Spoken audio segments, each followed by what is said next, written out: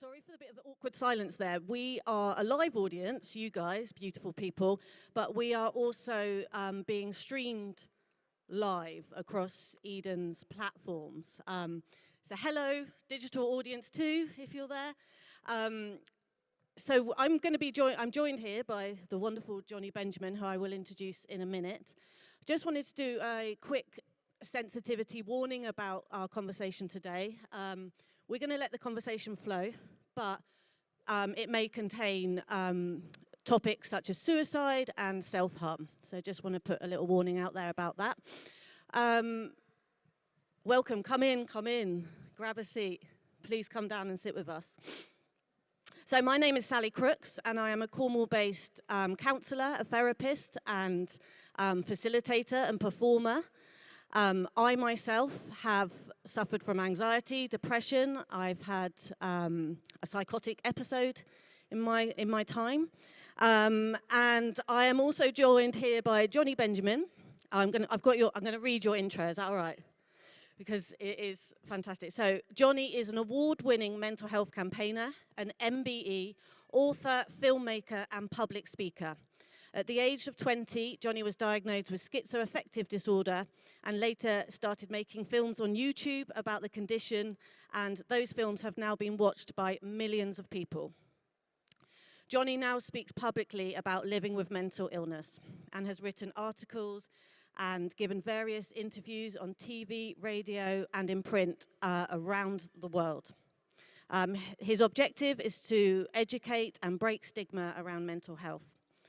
In 2014, Jonny started a social media campaign alongside the charity Rethink Mental Illness to find Neil Laybourne, that's how you say it, isn't it, Neil Laybourne, the stranger who talked him out of jumping off a bridge when he was suicidal. The social media campaign, which at the time was called #FindMike, went viral around the world. Absolutely around the world.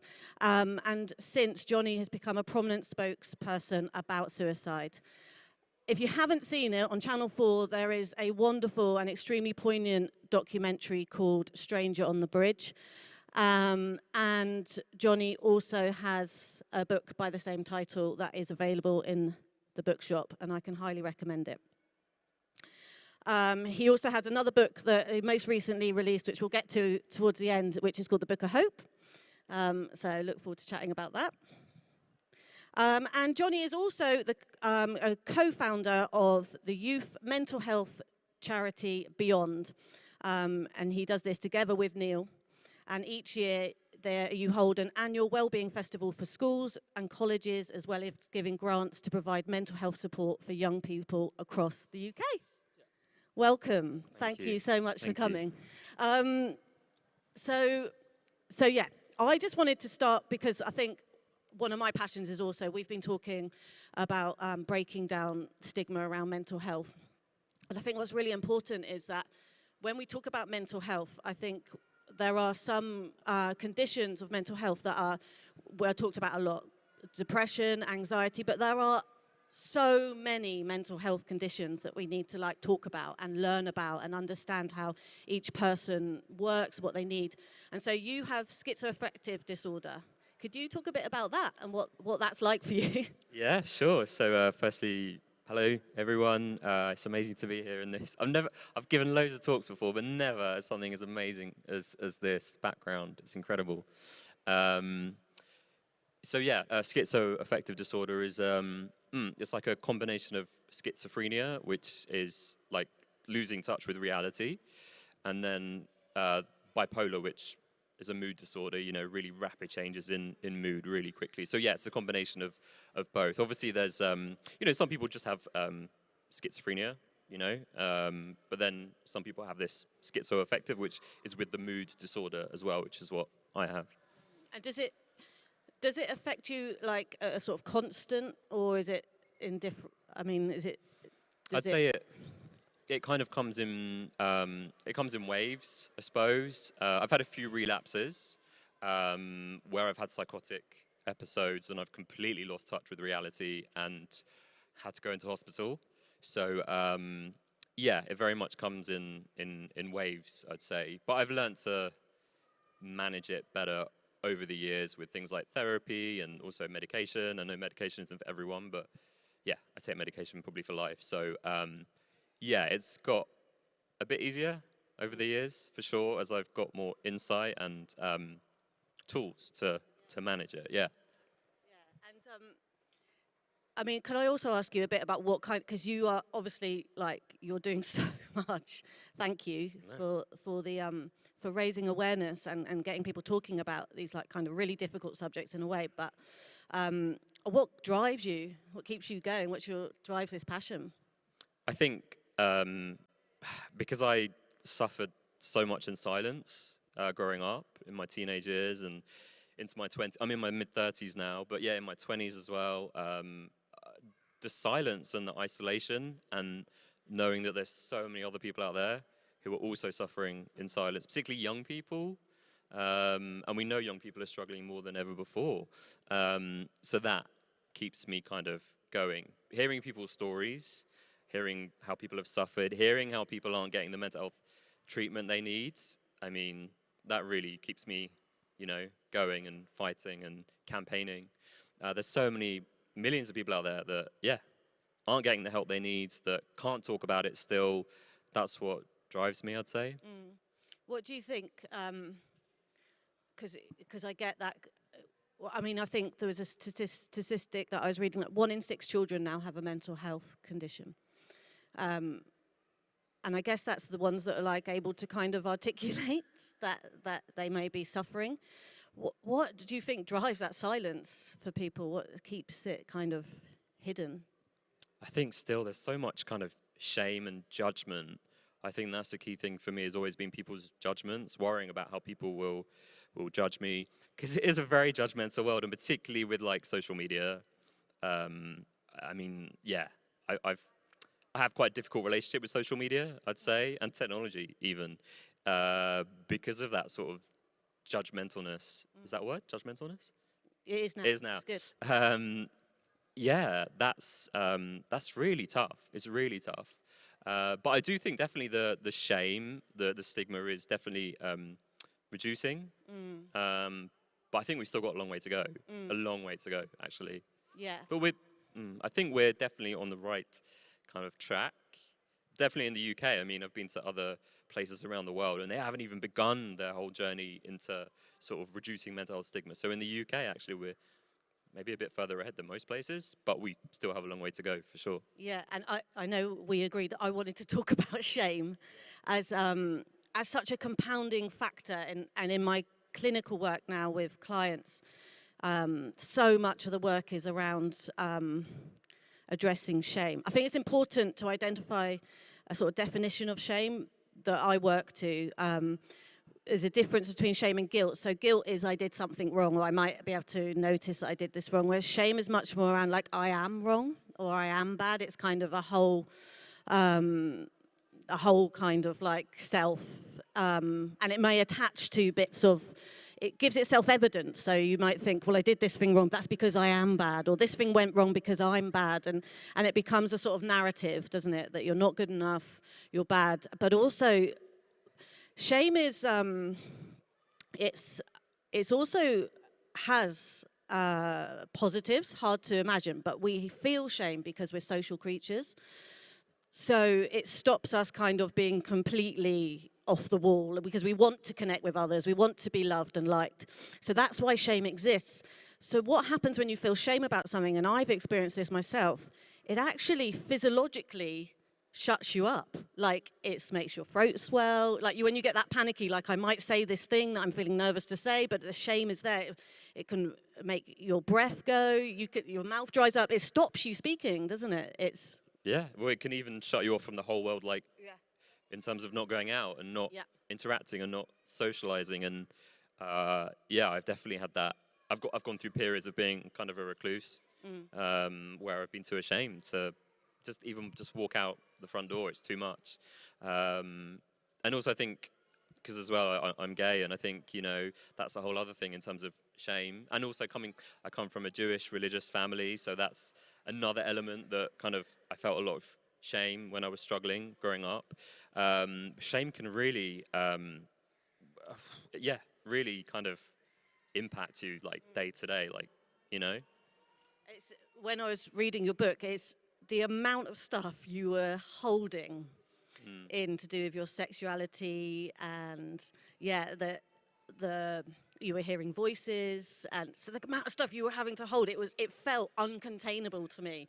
Like, in a way, like psychosis was a logical, like, kind of a way to get that out, because it was impossible to hold that stuff in, I guess. Absolutely, yeah. I ultimately broke Yep. and had my first psychotic episodes, when I was 20. And ultimately it just, it all came out, and in a really kind of really horrible way. You know, I felt like I was being possessed, and I ended up screaming, shouting on the streets, just completely out of control. Really, really, really horrible place to get to. But at the same time, someone said to me once that a breakdown is a breakthrough. Yeah. And I really get that, because I believe that. That's something I'll say to clients quite often. Absolutely, because yes, I mean, that experience, being psychotic, feeling I was possessed, was the worst experience I've ever had. But it led to me finally being hospitalized and getting a diagnosis and starting treatment, and having to acknowledge that there's something going on that I need to address. It forced me to deal with the situation. Yeah. So. I just wanted to say that we are going to have a Q&A in a minute. If anyone does have any questions for Jonny, please, I'm going to have a moment, and online if you have questions out there. But yeah, just wanted to come back to that. There's something about that I think about in terms of mental health, and often it's that the symptom, so the psychosis, which you tapped into there, is kind of sometimes a solution to the problem. And so kind of what is the problem? And it's a sort of a new reframing. So actually, in a way, as painful as something like that happens, it found you to a track that then could help. And the symptoms are often the bit that we kind of try to treat and get rid of and hide. You know, the anxiety, panic attacks, they're kind of the symptoms, I guess. And what is the problem that they are the solution to? Does that resonate with you? Yeah, I mean, I think for me, therapy was the game changer. Allowed me insight and kind of an explanation to what was going on. And it was such a relief because, you know, growing up, I thought I was crazy. I thought I was mad. Really thought, yeah. But then finally, when I started, and the right type of therapy as well, I think, which for me, CFT, which compassion-focused therapy, which is, something that maybe some people might not have heard of before, but that particularly allowed me so much insight and, really helped. I've been having CFT for, 3-4 years now, I'd say, and really, really made a difference to me. Can you say a bit more about what happens at compassion-focused therapy? Yeah. So I'm sure people are familiar with things like CBT, cognitive behavioral therapy, which is very much kind of looking at thought patterns. So CFT is, I'd say, maybe a bit more holistic. It's very much looking at kind of your relationship with yourself, which is something I think we all could benefit from looking at. So in CFT, for example, I'll sit with my therapist, and there'll be different chairs. So there'll be one chair which is like my angry self, and I'll have to sit in that chair, and I'll speak from my angry self. And then maybe there's another chair, and it's maybe my forgiving self, and I'll speak from that place. So basically, it's kind of a bit like, you know, going into different parts of yourself and speaking. And I found it tough at first. You know, I was like, I can't access this, but I have an amazing therapist. He's incredible, and he allowed me to kind of really access that. And then, now it's easy for me to sort of get into these different parts of myself and speak from those parts. And it's amazing what comes up when you're like talking from your angry, well, for me particularly, my angry self has a lot to communicate. So speaking from my angry self, and then speaking from my kind of compassionate self is really interesting. I spent a lot of my teens and 20s hating myself, like really hating myself. And I really didn't think I could access any self-compassion. I just didn't think I had any I had a lot of compassion for other people, but not for myself. And so I was like, I don't think I can access this, but it's amazing what comes out actually when you work with, the right therapist and they kind of bring this stuff out of you. So does that kind of explain CFT? Yeah, yeah. Does anybody have any questions about CFT or therapy for Jonny? Or whether that felt like a good enough explanation. You got it. It's interesting you talk there, because I could say most of my clients are able to be really almost overly compassionate for other people with like a real deficit of compassion for themselves. That's kind of like a really common feature in therapy. I think all of us can maybe relate to that, to be honest. I mean, growing up, I think we really are taught, to put everyone else before ourselves. We're never taught to put ourselves first. And yeah, it's something I think we could all benefit from. Particularly, again, I know I've said it before, but things like social media, the way that we compare ourselves to everyone else. If you think of when you're scrolling up your Instagram feed and thinking, oh, that person is doing this and I should be doing that, and why am I not doing that? And that person looks so attractive, and this person's got this and I haven't got that. Like, we can be so self-critical, and so I think we could all benefit from a bit of self-compassion for sure.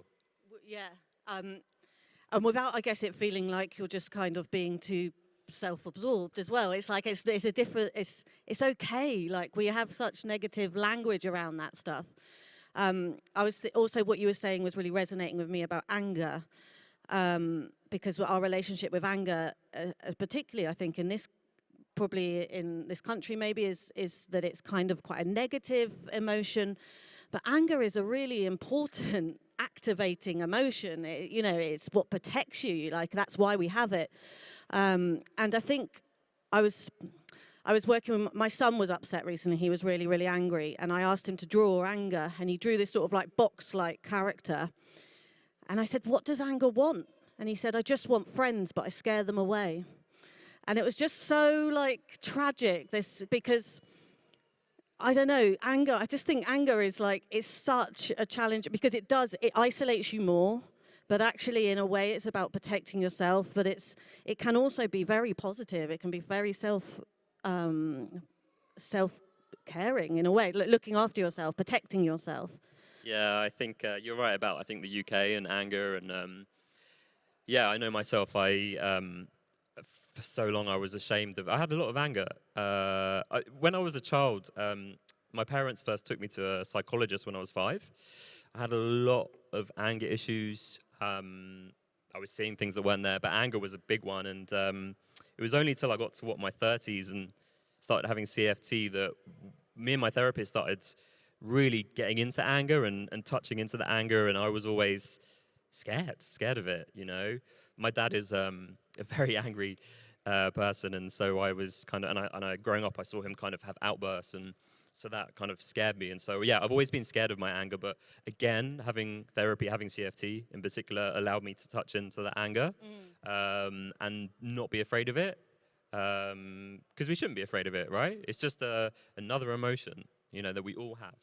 I think that some people are afraid that they might do, like, I know working with clients, sometimes they're afraid that their anger might actually hurt others, but that also then comes down to working with self-trust, and some of the work is about kind of integrating the parts of self, isn't it? So you've got like your angry part of yourself, which can feel very split off from your compassionate part of yourself, but they can help each other. And I know sometimes in therapy it becomes a bit of a dialogue between the parts of self, so that you can actually integrate them more into the whole.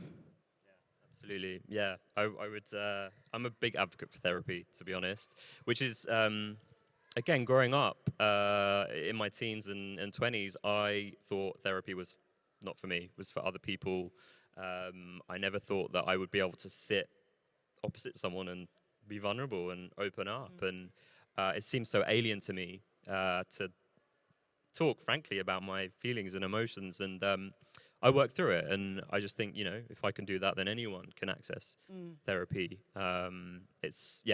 it's been magical for me, to be honest. Good. That's fantastic. I do want to open it up now for questions because I'm aware that there's probably lots of people that want to ask Jonny some questions, and it is hard to go first. Yes, you legend. We'll bring you a microphone. Is that okay? Because we are filming, and so the microphones are picked up on the camera. Hi. Firstly, I just want to say thank you for being so brave over the past however many years of just like speaking out, because it takes a lot of courage, and you're a role model now for so many young people. Appreciate that. Thank you.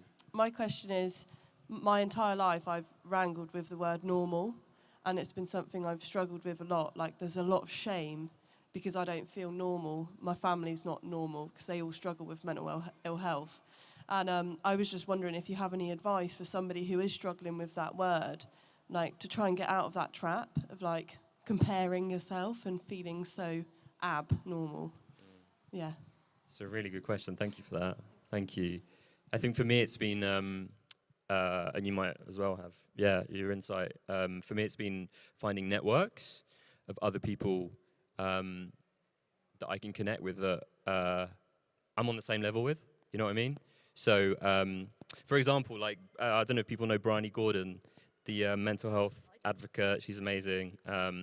She's written amazing books. She started something called Mates in Mind. No, it's not. It's Mental Health Mates. It's called Mental Health Mates, and it's a national network of different people that meet up, they go on walks, I don't know, do picnics, all, you know, have their own mental health challenges. And I've been on a few of these kind of walks and things, and it's just amazing. You have the most honest, open conversations, and people will say things, and I'm like, oh my gosh, like, you've articulated what's been going through my head for like all my life, and I've never been able to articulate that. And yeah, finding these networks, both maybe online, but also offline as well, with things like Mental Health Mates.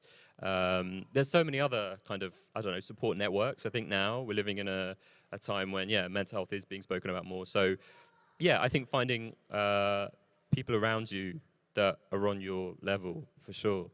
Yeah, I mean, finding your tribe is the thing, isn't it? I mean, do you? It's personal now, but do you feel like you can find a tribe, or is it still an ongoing search? I'd say that I always feel like I don't fit in. Like, it's still a search for me. But like, I go through it. It's like waves and troughs, you know, like peaks and troughs. There's sometimes I feel like I am there, but then I'll come out again and I'll feel lost again and really different to everybody. But I don't know whether it's just a lifelong process or if there's not a hard and fast solution, really, is there? But I'll tell you, I'll confess something to you. One of the reasons I think I became a counsellor was because I needed to know that other people thought like me. And the only way I could really figure that would be a way to do that was to like get in a room and hear the way other people process the world and think. And because we don't talk about the kind of, I don't know, we still don't talk enough. We are still ashamed of our kind of inner worlds so much, and what we struggle with. And so there are certain subjects that people, like, if you're struggling with, it's really hard to say them out loud because I feel like everyone else just thinks I'm the only one struggling with that, and therefore I'm sort of like, I don't know, like I'm somehow lacking. And I can tell you that many people feel like that through therapy. In therapy, that's a common experience. And the other thing I want to say is that I think normal does not equal happy. Does that help? yeah, thank you. Thank you both. Also, I'd say, I know I keep mentioning social media, but there are some good bits on social media. So there are, particularly I think Instagram actually, there's some really inspiring people to follow that are not afraid to stand out. I don't know, are you on Instagram? I am. I'm pretty new and I am learning. I mean, I did some posts earlier. I don't know what, I've made a mess of it. I bet you haven't, but Yeah. there is some really inspiring, particularly young people that I follow on Instagram that are just not afraid at all to be themselves. It's really, really, really inspiring. So, yeah, go out and follow them. And I'd say Instagram for me is the best place in terms of, you know, following those sorts of people. There are some pretty inspiring young people in the world today, for sure. Not just young, but yeah, inspiring people. Definitely, yeah. Thank you. Thank you. Does anybody else have a question? Hello. Yeah, perfect. Hi, thanks for everything you're doing for other people. What made your transition from that bridge that day to helping people? Because you must have some inner strength to do that. Thank you. Time, a lot of time and patience. I think it took me 6 years, I'd say. I mean, initially I just didn't want to address it. I didn't want to address it. I didn't want to talk about it. I wanted to just push it all away. And yeah, I really suffered as a result, you know. And it was baby steps, I'd say. Initially I started by writing. I couldn't face talking at all. I couldn't look someone in the eye and talk. I just couldn't do that. So for me, it was writing initially, and we talked about this before. But poetry for me was that really helped. I don't know. Just I found I could express myself through poetry, and it worked. So I started doing more and more of that, going to support groups. Not even saying anything myself. I just wasn't ready yet, but just absorbing other people's stories and insights and listening to them, and then eventually going to therapy myself one-to-one. But these things, they took time, and I think, you know, I was saying before that often we want a quick fix, and I get it. You know, I really do get it in the world that we live in today. Everything's so instant, but when it comes to, I think, particularly mental health, you know, sometimes there's years of maybe trauma or whatever's gone on to kind of work through. So being patient, I think, with myself has been key. And, you know, when I have relapses today, you know, I do take myself away. You know, when I started to have relapse at the beginning, I used to just push through them and just say, I'd go into hospital, and I'd come out of hospital, and the next day I'd go back to work, and it just didn't work for me. I'd become unwell again. So my last relapse was in 2020, and yeah, I remember I came out of hospital, and I just took time away from everything, and I just gave myself time and patience to come back. And I don't think we do that enough, you know? I think we just try and push through, don't we? We just try and, yeah. Again, I think things like, you know, social media don't help when you see everyone else active doing stuff. So, yeah, I think, does that kind of...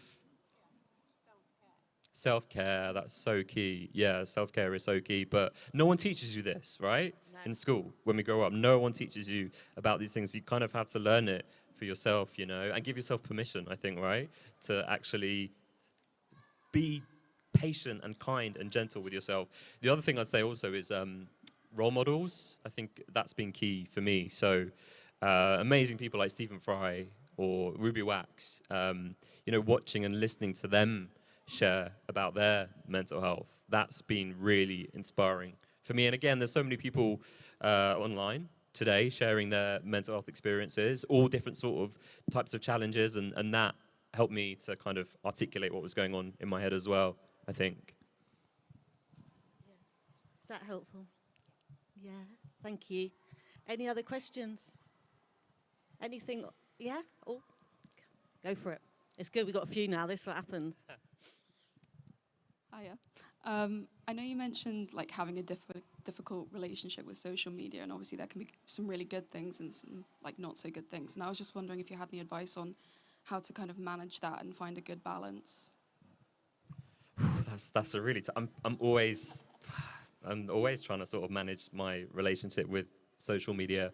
I find it really difficult, and I think articulating that is really good. Like with friends, I always used to, because you know I was really active on social media a few years ago. I've been trolled, and I used to just keep it to myself, and I'd try and deal with it myself, and I just found it really hard. So actually communicating with friends, I'm really struggling with this, and actually sometimes letting my friends almost take over and be like, well, why don't you ignore this, or why don't you send this, or do you know what I mean? Because it's too hard to sometimes deal with on your own. I think for me as well, taking time away from social media when I need it. I used to feel really guilty, I think, because of what I do in my work and the charity as well. I'd be like, I have to be posting. I need to be posting. But it filled me with so much dread when I opened up Twitter or Facebook. Actually taking time away is okay. In fact, it's healthy to, take time away to set boundaries from social media. So I think that's been really key as well. And also really curating who I'm following and what I'm seeing in my feed. I used to follow actually quite a lot of toxic people, and I'd go on social media and I'd just feel, I don't know, it didn't feel good. And so recurating my feed and following people, like I was saying, there's so many like positive influencers out there, following positive influencers. So when I go through my feed, I actually feel, I feel quite good looking at these other people. I don't know if you have. I think there's the way as well in which we kind of we play a game with what we know is good for us and and not a fun game, but like it's I think as humans we are drawn also to the kind of the edge of what's maybe not going to keep us as well as it. Like, I know if I do 20 minutes of yoga a day, I meditate, I don't eat Chinese takeaway, I'm going to feel good. But quite often, I'm not doing those things. I'm playing with this level of kind of not being okay. Because I think also, and I think what's happened for me is I found a way to accept the part of me that messes up, or the part of me that like doesn't do the most healthy like behavior. And it's in that acceptance rather than like kind of like, I don't know, not letting it have any of it, and then it just comes and goes, I'm going to take over now, and it takes, and then it becomes like quite big then, quite big and painful, and so I don't know, is that even relevant to what we're talking about? Yeah, no, 100%, absolutely. No, it is, absolutely. I think the other thing as well, actually, on the kind of subject of social media is technology itself. Yeah. Again, like, I've had to really, in the past few years, sort of create boundaries with my phone technology. Something that I did recently that I found really helpful was I switched off all my notifications. So like, you get the red dots, maybe like there's 3,000 messages waiting on WhatsApp, and it used to really panic me. Nightmare. I know, right? And red, those red dots there, red is a signal, a danger signal to the brain. So every time you open your phone and you see these red dots, it's sending like these. I turned off all those notifications on my phone. And honestly, I felt so much better looking at my phone and not thinking, I've got all these messages to reply to on WhatsApp. I think definitely, again, we don't get taught these things, about how to have these relationships with our phone, social media, but definitely worth looking at some boundaries with, both social media and technology. Another one for me is being really mindful when I'm using my phone at night. So actually not charging my phone in my bedroom, which was a big thing for me. Like, I used it as my alarm. And it honestly made me feel so much better, not taking my phone to bed with me and like having a bit of a routine in the morning before I picked up my phone and go on social media. So there's lots of kind of boundaries, I think, that are really healthy around phone usage as well as social media. Yeah, and like you say, we don't get taught this. Like there's two things I wish that I was taught at school. One was that I could control my own thoughts, or that like about mental health, and the other one was how to write a tax return. I wasn't taught either of those at school, and they would have been actually infinitely much more useful for me. Did we have another question? Thank you. Did we have another question? I saw somebody. You definitely put your hand up. Anna.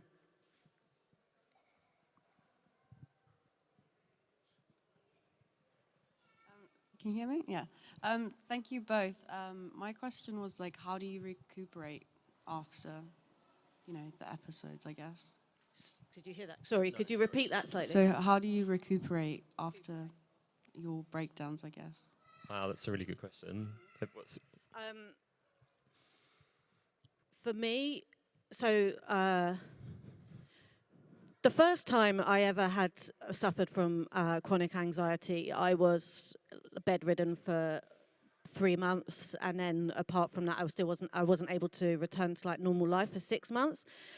And it did take, and we were talking about that just before here, and everyone kept giving me books on anxiety and depression. And in that state, when I read them, all I read was, "You're doing this to yourself.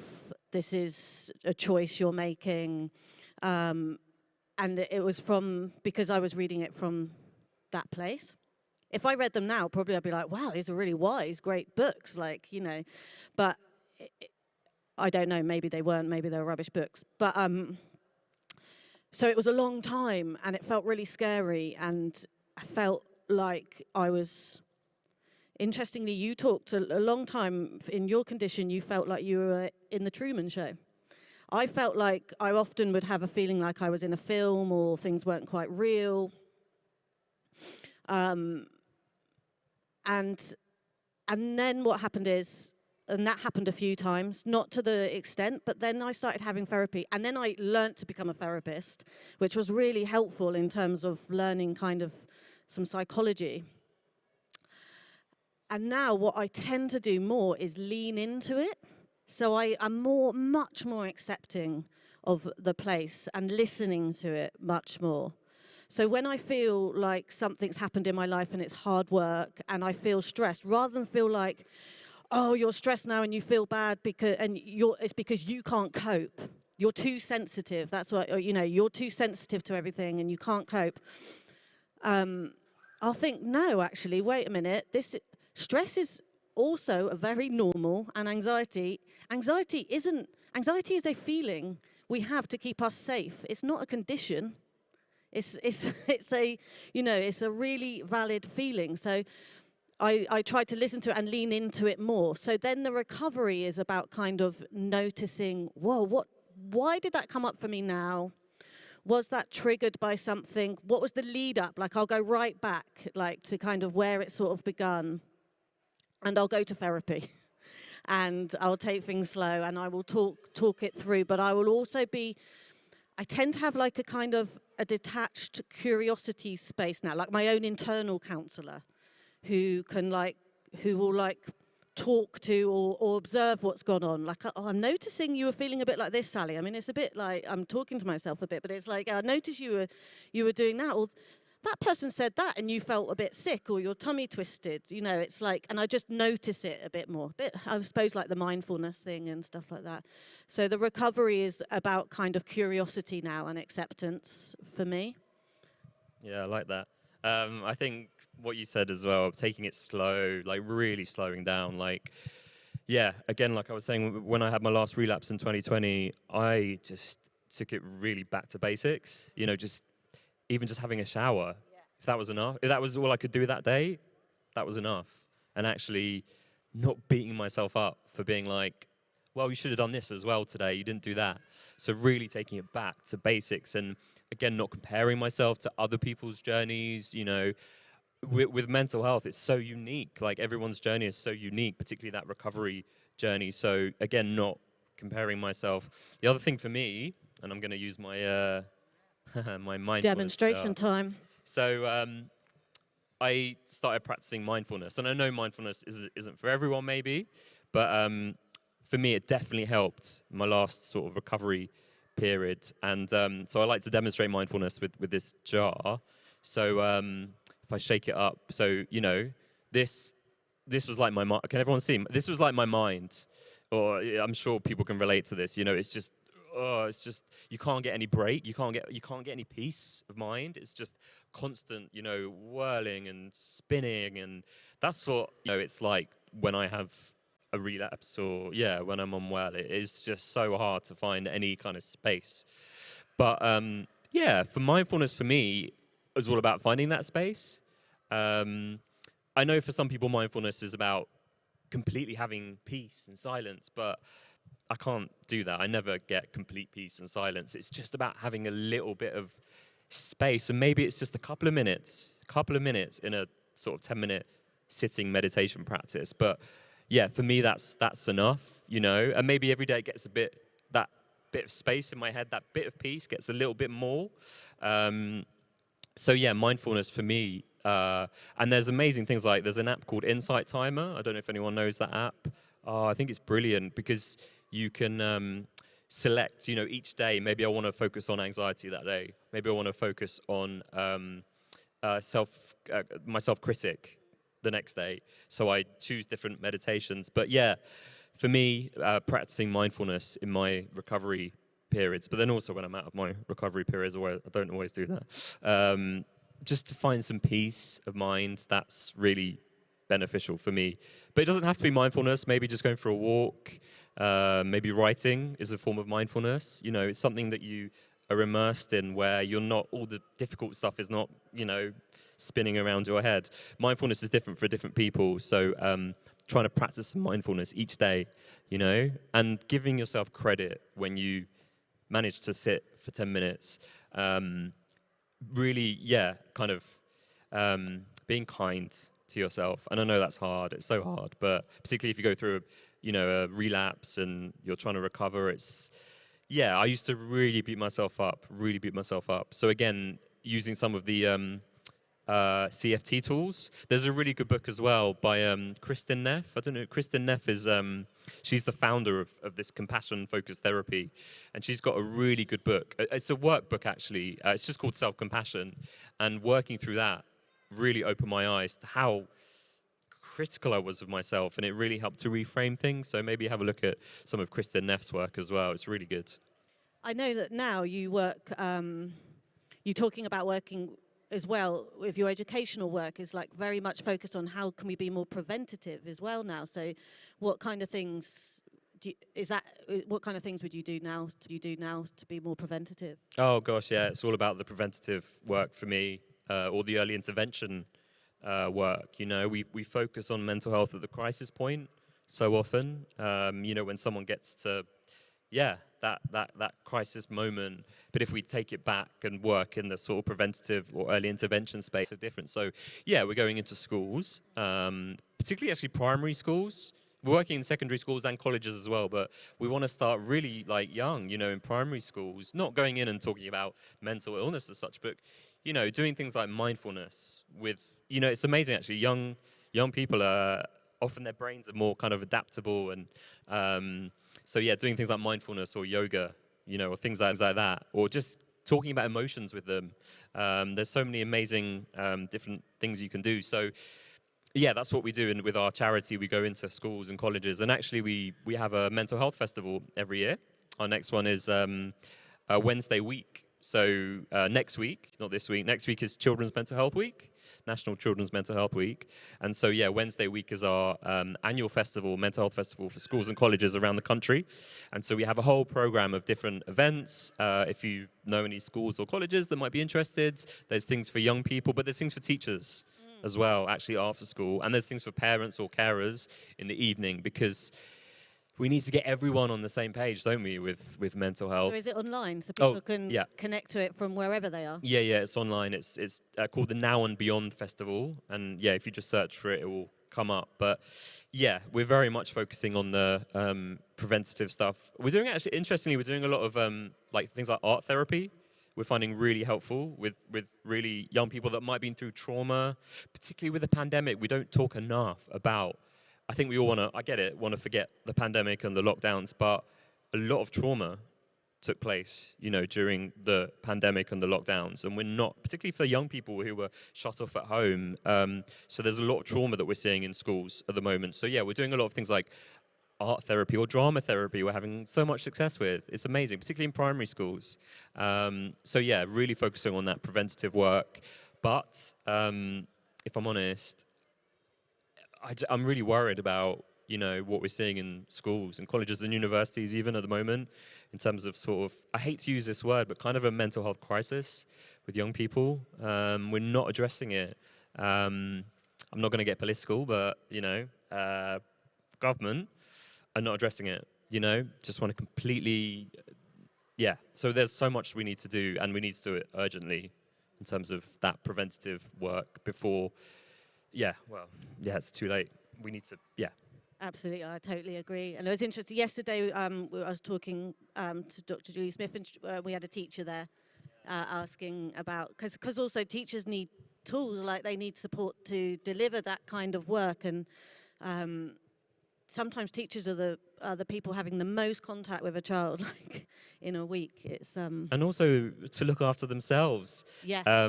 So actually, there's an amazing organisation for teachers called Education Support. I don't know if anyone's a teacher here or knows any teachers.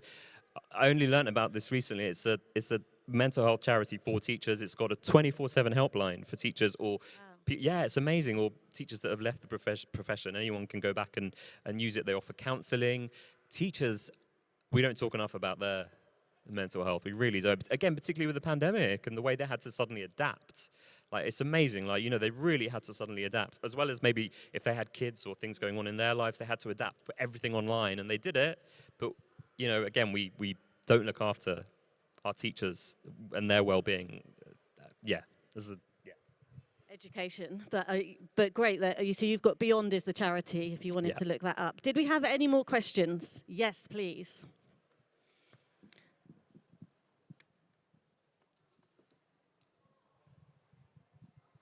I think part of the hardest part of recovery is the loneliness, which isn't spoken about enough, because I feel like no matter how big your support system is, you are still alone in your own battle. So how would you advise people to deal with that? Because it is scary. And obviously no one wants to do something scary, so any advice on that would be great. Because it is scary? It's terrifying, yeah, to do something on your own that big, so any advice, just generally. So dealing with the loneliness that comes, thank you for that. Appreciate that.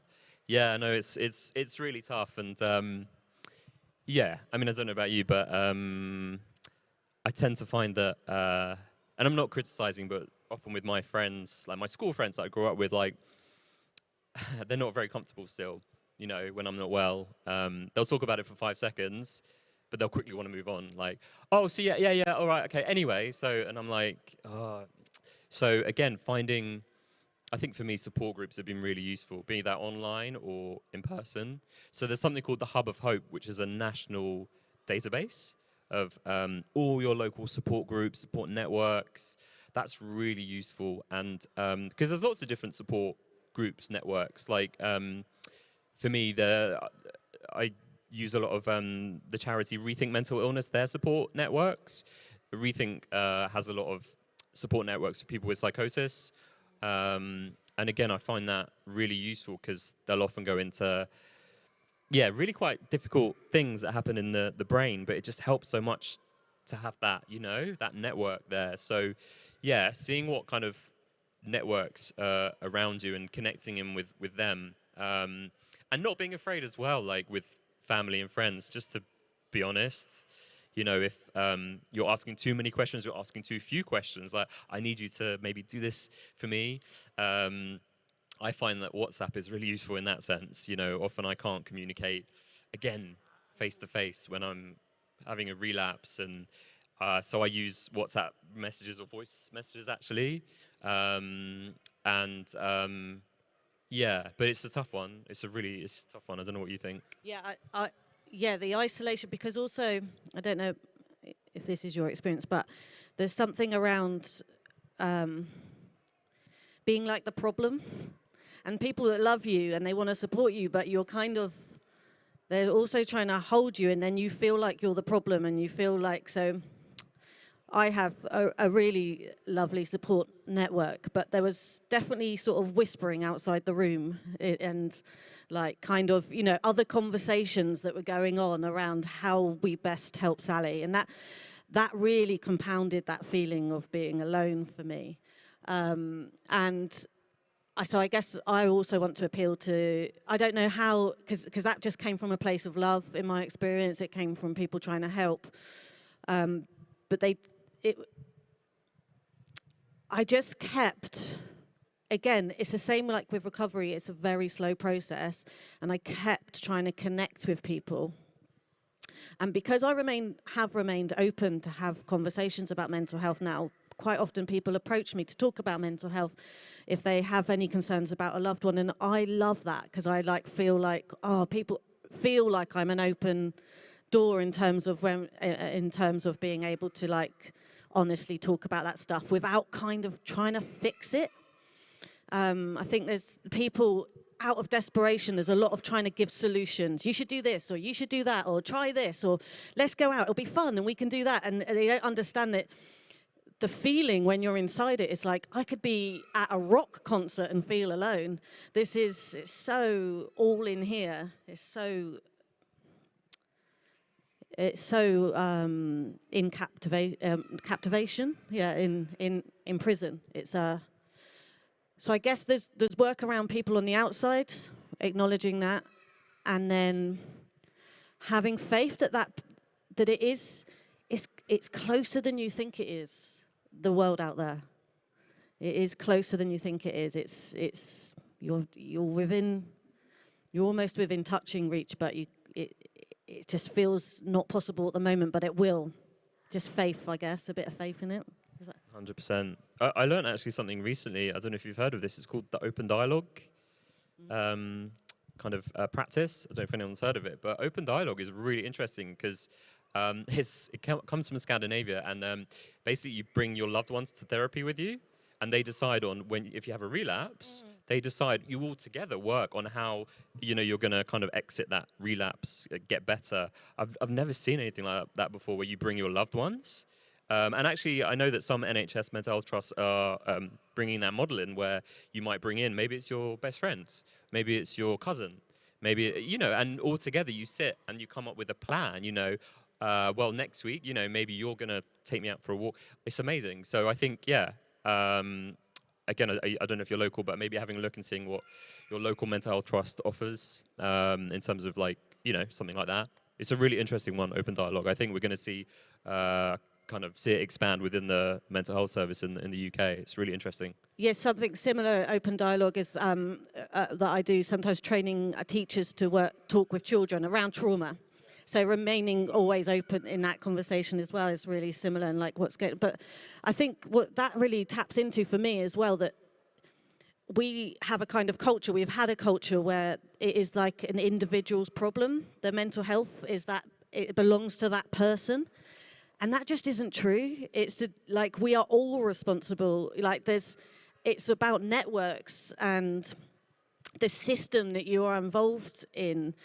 And it can feel quite pathologizing that you're like, okay, well, I'm feeling anxious and I'm the problem and I'm the only one. Sometimes, and this is a bit psychoanalytical, but sometimes we're holding the anxiety for many people around us. We're just the person holding it and expressing it, or that there's other stuff going on. We can't deny social, economic factors, living factors, the news, climate change, climate anxiety. All these things are, when you think about it, being anxious or being having a mental health condition is a valid response to what we're living in. It's an absolutely it's to be expected.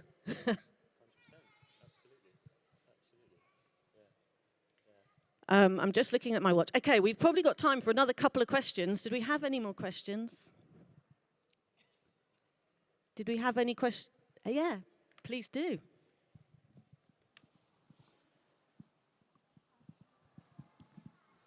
I just wanted to say as well, with the loneliness thing, there's a number up here, Samaritans. When I feel lonely and I don't feel like going to my friends, because sometimes going to your friends makes you feel worse, because you're like, oh God, I'm always sad, I'm always anxious, I don't want to go to them, I feel like a burden.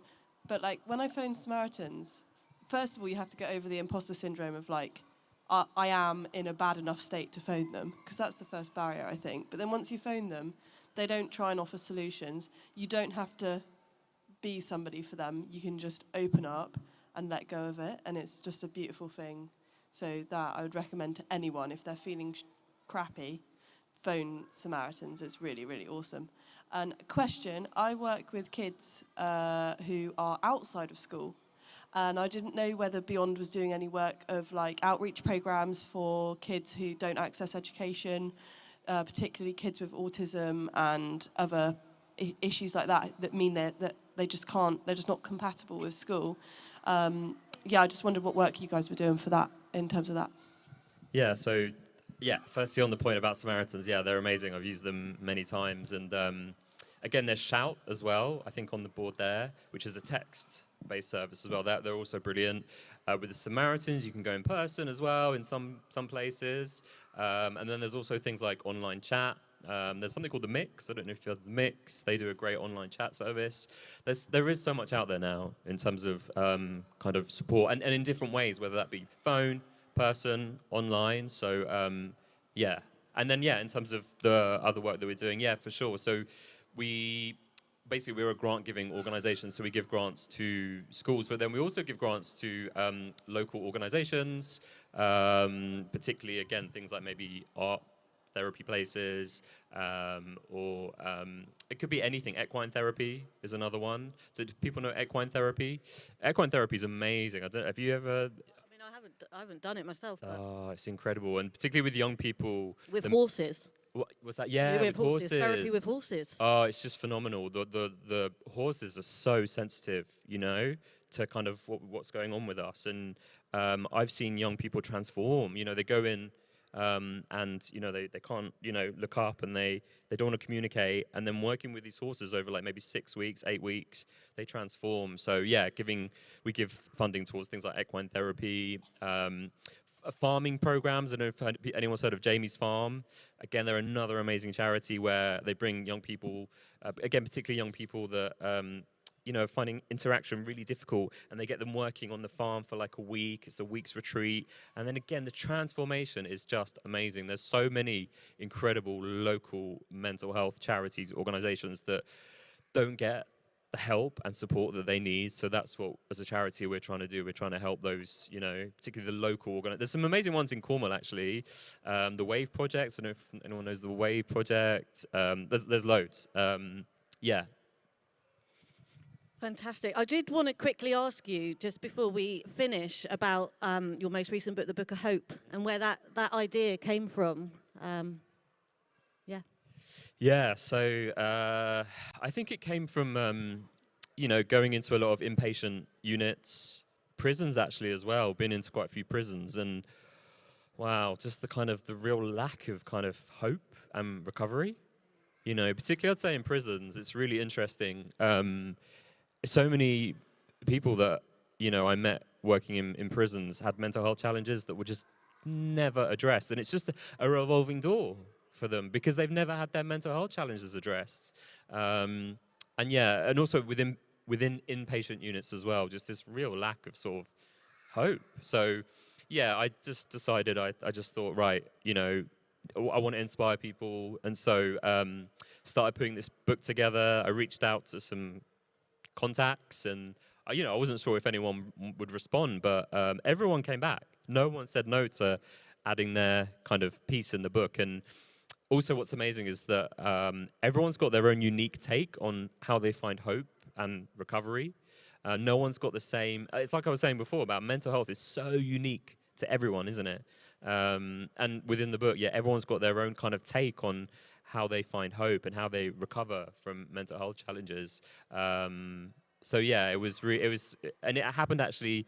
We didn't plan it, but it happened during the pandemic. So we got this idea before the pandemic. Then the pandemic hit, and just the need for hope, you know, really kind of came in. So quickly put this all together to finish it, and then put this out there. And yeah, it's something that I did actually that I found really helpful. Is at the beginning of the book, I wrote 100 things that give me hope. I'd recommend everyone writing a list of all the things that give them hope. So particularly when you're in your most difficult moments, you can turn to that and hopefully give yourself some inspiration. Or, you know, if it's not writing a list, there's things like self-care boxes. So, you know, adding all the things into that box when you're well, so that when you maybe not so well, you can open that box and, you know, pick out all the things that, you know. It's the same with making a safety plan. You know, if you're, again, really unwell, you know, again, it's about being preventative, right? You know, before you get to that crisis moment, let's try and plan for it instead of just getting to that crisis point and just all hell breaking loose.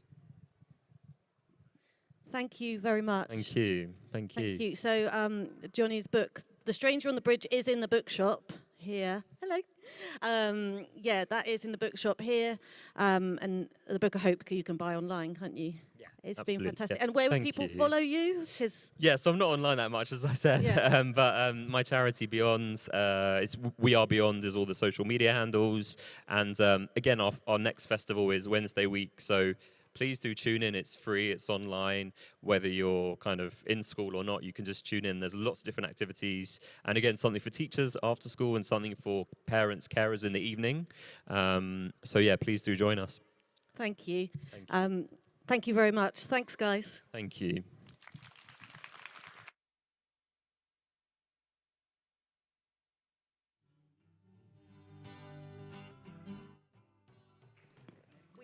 time it.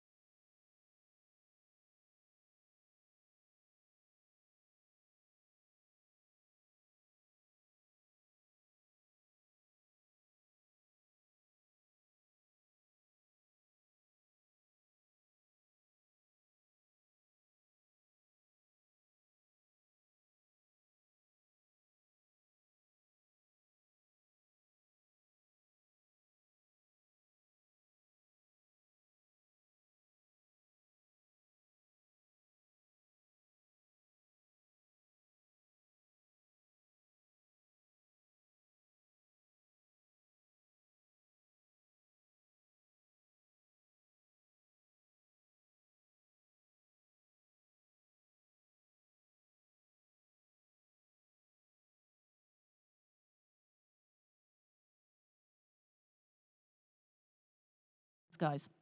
So let me introduce our lovely panel. Oh, we are live. We are streaming live. Hello, live onliners.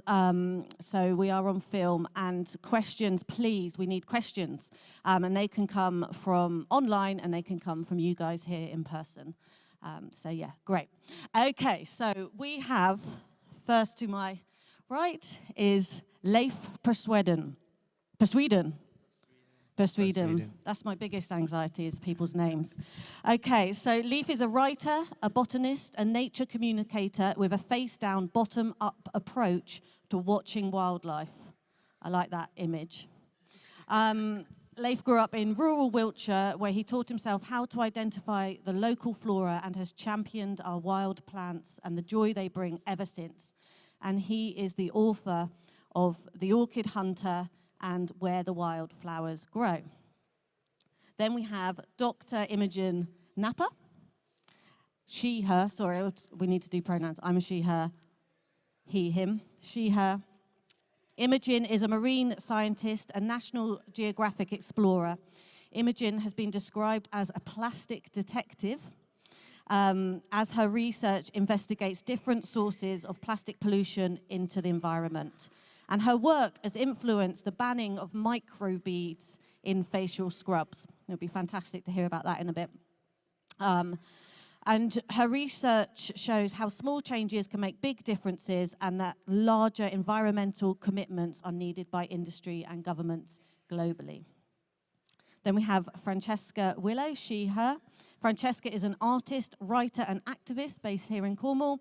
Her work aims to take a holistic, fact-based approach to sustainable living and social justice, believing that change requires a combination of consumer choice, intersectional collective action, and policy change. She hopes to equip and inspire people to live a more conscious, informed lifestyle, as well as thoughtfully discussing system change and regenerative futures. Welcome. Jasmine Isha Qureshi, Jasmine is a writer, journalist, and wildlife TV researcher, currently working at Netflix for Wild Space Productions. She has also worked for the BBC, the Bumblebee Conservation Trust, and works for a youth-led nature organisation, a focus on nature. She is an activist, marine biologist, and public speaker. Welcome. And finally, but not least, we got Amelia Twine, she, her. Amelia is a campaigner for sustainable fashion. She founded Sustainable Fashion Week in 2020, which I can't believe this is the world's only fashion week of its kind, like that. It ignites community-led action to inspire, empower, and upskill people. And in addition to this, Amelia is currently working with the Fashion Roundtable committees seeking to influence UK policy in favour of best practice in the fashion system. Thank you, guys. Thank you for joining me. So we are talking about climate anxiety today. And I guess, yeah, so as I touched on before, it's a subject that I am noticing coming up more and more in my clinical work, particularly with young people, but also parents seem quite affected by the subject. I practice in Falmouth, and so my practice is near to the university there, and I have had students from the sort of marine or the bioscience courses, and some of the material has triggered in them, you know, really painful anxiety, lots of worrying thoughts, lots of rumination. And it is a subject that, as a parent myself, sometimes when it comes into the room, I feel myself kind of brace, like I have to hold on to the chair and think, okay, like, because I'm not immune to this either. And so I just wanted to check in with you guys, because it's definitely something that comes in waves me in and out, and can generate a real place of hopelessness and of kind of what's the point. So I thought we could start by just each of us checking in or sharing where you are currently at in terms of your own climate anxiety. if that's all right. Are you all right to start, Of Leif? course. Hi everyone. So I'm a botanist. Have spent my entire life obsessed with nature, and so I'm very much coming at this from a sort of biodiversity point of view. Obviously, you've got biodiversity crisis and climate crisis, which are often talked about completely separately, but are completely interlinked, completely inextricable from one another. So my viewpoint is very much from the nature viewpoint, and so I find myself, all the anxiety surrounding both those crises comes from seeing all the horrible things which are happening to nature, particularly because that's the thing I can actually see when I go outside. I can see these effects happening based on all these organisms that I've grown up loving. So for me, it is there all the time. Obviously sometimes it's better, sometimes it's worse. I regularly cry about it, but also find a huge amount of joy in all these things as well. So it's definitely ups and downs. It's something I have always been aware of, but have thought a lot more about since the pandemic. I think obviously I had a lot of time to sort of sit and think, and have sort of reassessed various ways that I live my life since the pandemic. So that's sort of the place I'm coming from. Thank you. And Imogen. Climate anxiety for me is something that I'm still trying to figure out for myself, in that it's so complicated and it can be quite overwhelming to understand exactly where you sit. So I'm a plastic pollution researcher, and plastic pollution is quite visible, that you can go to the beach and you can easily see the plastic washing up onto the beaches. But for climate, it's trickier because you can't necessarily see it. But I'm sure that all of you in the last year, we've seen more flooding, hotter temperatures. I remember doing Zoom calls to people in London, and they were trying to take off their shirts. They were trying to block all of the heat coming through their windows with foil or just shutting the curtains. And that's something that I've never experienced in my lifetime. So it was starting to become a lot more visible for me. But then something that you said, Leif, is that all the environments are interconnected. And the word that keeps coming up for me is overconsumption, and why we keep overconsuming. So I think we need to think of it like a house. And with our own home where we're in, if something's broken, we fix it. If something's dirty, we clean it up. We're looking after it, and in turn, it looks after ourselves. And now we need to spread that to our planet and realize that we have got ownership of it, and that means that we need to protect it. But it's making sure that we incentivize, making sure that we protect the place that is our home. Thank you so much. And Francesca, where are you at? Yeah, I would say I come to this from more of an activist kind of perspective, and potentially like a little bit more rare, I'm actually walking in today feeling pretty good. And that is mainly, I can talk about it more, but one of the campaigns that I work on, we had a really big climate win this week. I work a lot around campaigning around fossil fuel sponsorship of arts, culture, the creative industries. Some people might have seen it was reported quite widely in media, but one of the groups I work with, we found out this week that the Royal Opera House had ended their relationship with BP after 33 years. That was a campaign I was working on. Massive group of people. It was not me. But things like that. It's really incredible because that is a campaign, this overarching campaign has gone on since around 2012, so just over a decade, and we have seen, it was 14, it might be 17 now, like major institutions drop fossil fuel, cut ties with fossil fuel industry completely, and we have seen major changes because of that. And so just knowing, firstly, in a short length of time, seeing so many things be achieved, but also knowing that there are large impacts, not just in terms of fossil fuel companies trying to make their image seem more palatable, but we know from FY requests and information that we've gathered that a lot of those sponsorships were used to do sort of schmoozing of politicians and backdoor deals to help these companies acquire drilling licenses to get more oil and gas out of the ground. So we know that this has very tangible impacts on these huge titans of these industries. And I'm sure lots of people have also heard the fact, but 100 fossil fuel 100 companies are responsible for 71% of emissions, I think since the 1980s. And those are companies that have names and have CEOs who have names and have staff who have names. And so I'm feeling better now because a lot of it is very existential, ideas around climate anxiety, and we sort of see these things happening.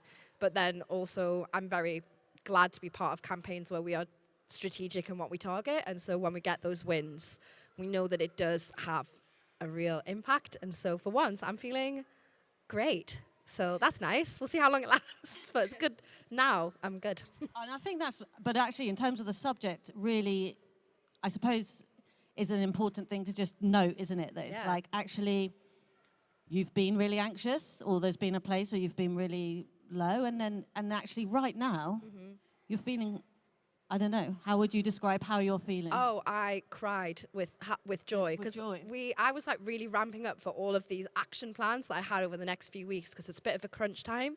A lot of these deals are coming to the end, so we're finding out if things like being renewed. So I was like all systems go, and then I just got a call at 11 p.m. I think it was on Tuesday, and they were like, yeah, so we've won. And my first thing was like, oh, I've not got any work to do now. And then the next day it really sunk in, and I was like, oh, we haven't got any work to do because we did it. And then I cried for like a good hour in a public cafe. But cried for joy, and it is good to definitely take that as well, because obviously then you're like, right, on to the next, time for the Science Museum. But actually it's really important to recognize that those wins, this feels quite major because the Royal Opera House is a huge institution, but still can be seen as small. We haven't like ended fossil fuels now, but just to remember, like, actually, this really does matter. 10 years ago, the cultural landscape in London was completely different to where it is now. Like, BP and Shell's name was absolutely everywhere, and essentially the entire industry is at the point where they nearly wholesale rejected them now, and that is a massive shift in a short space of time. With hundreds of people worked on that. Like, I am the teeniest, tiniest little cog, but it's really important. Fantastic work. Thank you for doing that. Jasmine, hello. Where are you at? I think with me, it takes a multi-tiered kind of approach, as with most of the things that I do. So like my anxiety, I mean, around this takes a multi-tiered approach. So on one hand, I've got the work that I do around conservation and wildlife, and that mainly spans into marine biology and marine mammals and wildlife in the ocean. And so there's a great level of anxiety that I have around that, but that is to do with mainly being quite separated from that environment. And I think a lot of us, when we think about the ocean, we think about a very far off environment that we're not very connected to. And so we can get quite anxious about the news, about things we're being told in terms of how climate change is affecting the ocean, in terms of how the ocean then affects us, in terms of the great levels of pollution there are in the ocean. So I have quite a significant level of anxiety around that, even though I know the science. And so I'm quite empathetic of people who don't even know the science and are getting anxious because of what's happening to the ocean. So there's a level of empathy and understanding around the anxiety in that kind of place. And the same with my interest in insects and entomology, which is another thing that I study, and a subject that I talk to a lot of different peer groups about. And when I talk to these people, what really comes to the forefront is, even if you don't know that much about insects, even if you're not the biggest fan of bugs, which most people are not, you do tend to understand that this is a small part of our world, but a very important part of our world. Most people, if you don't see bugs around in a green area even, you know something's wrong, because you know that there's this significant part of the ecosystem that's missing. And unfortunately, they are declining.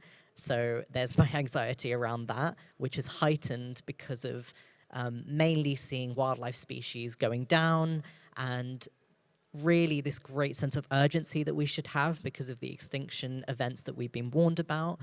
But at the same time, I also have my work in wildlife television and wildlife media. So as you said, I work for Netflix. I do just have to say, the views are my own. I got in trouble when I was working for the BBC, and I said something about cats, and they told me I couldn't say that. But it's never mind. But so I work for Netflix. I work for WildSpace, and we make wildlife television programs, and we make documentaries. And one of the biggest things that you can see when you're working in documentaries is you're seeing what the public sees, and you're seeing what is shown on the forefront of the climate crisis. Now, as a scientist, I'm behind the scenes of that with the data, with the wildlife, with the activists who are working on it, and I can see some of the challenges and some of the pain. But if you're working in TV, you see that surface level, that surface picture, and you see what everyone else in the public sees about climate change. And to be honest, that actually gives me quite a lot of hope, because the documentaries that are coming out now, even though they have a terrifying spin in some cases, there's a lot of work being done to showcase the people on the ground who are working towards making everything better.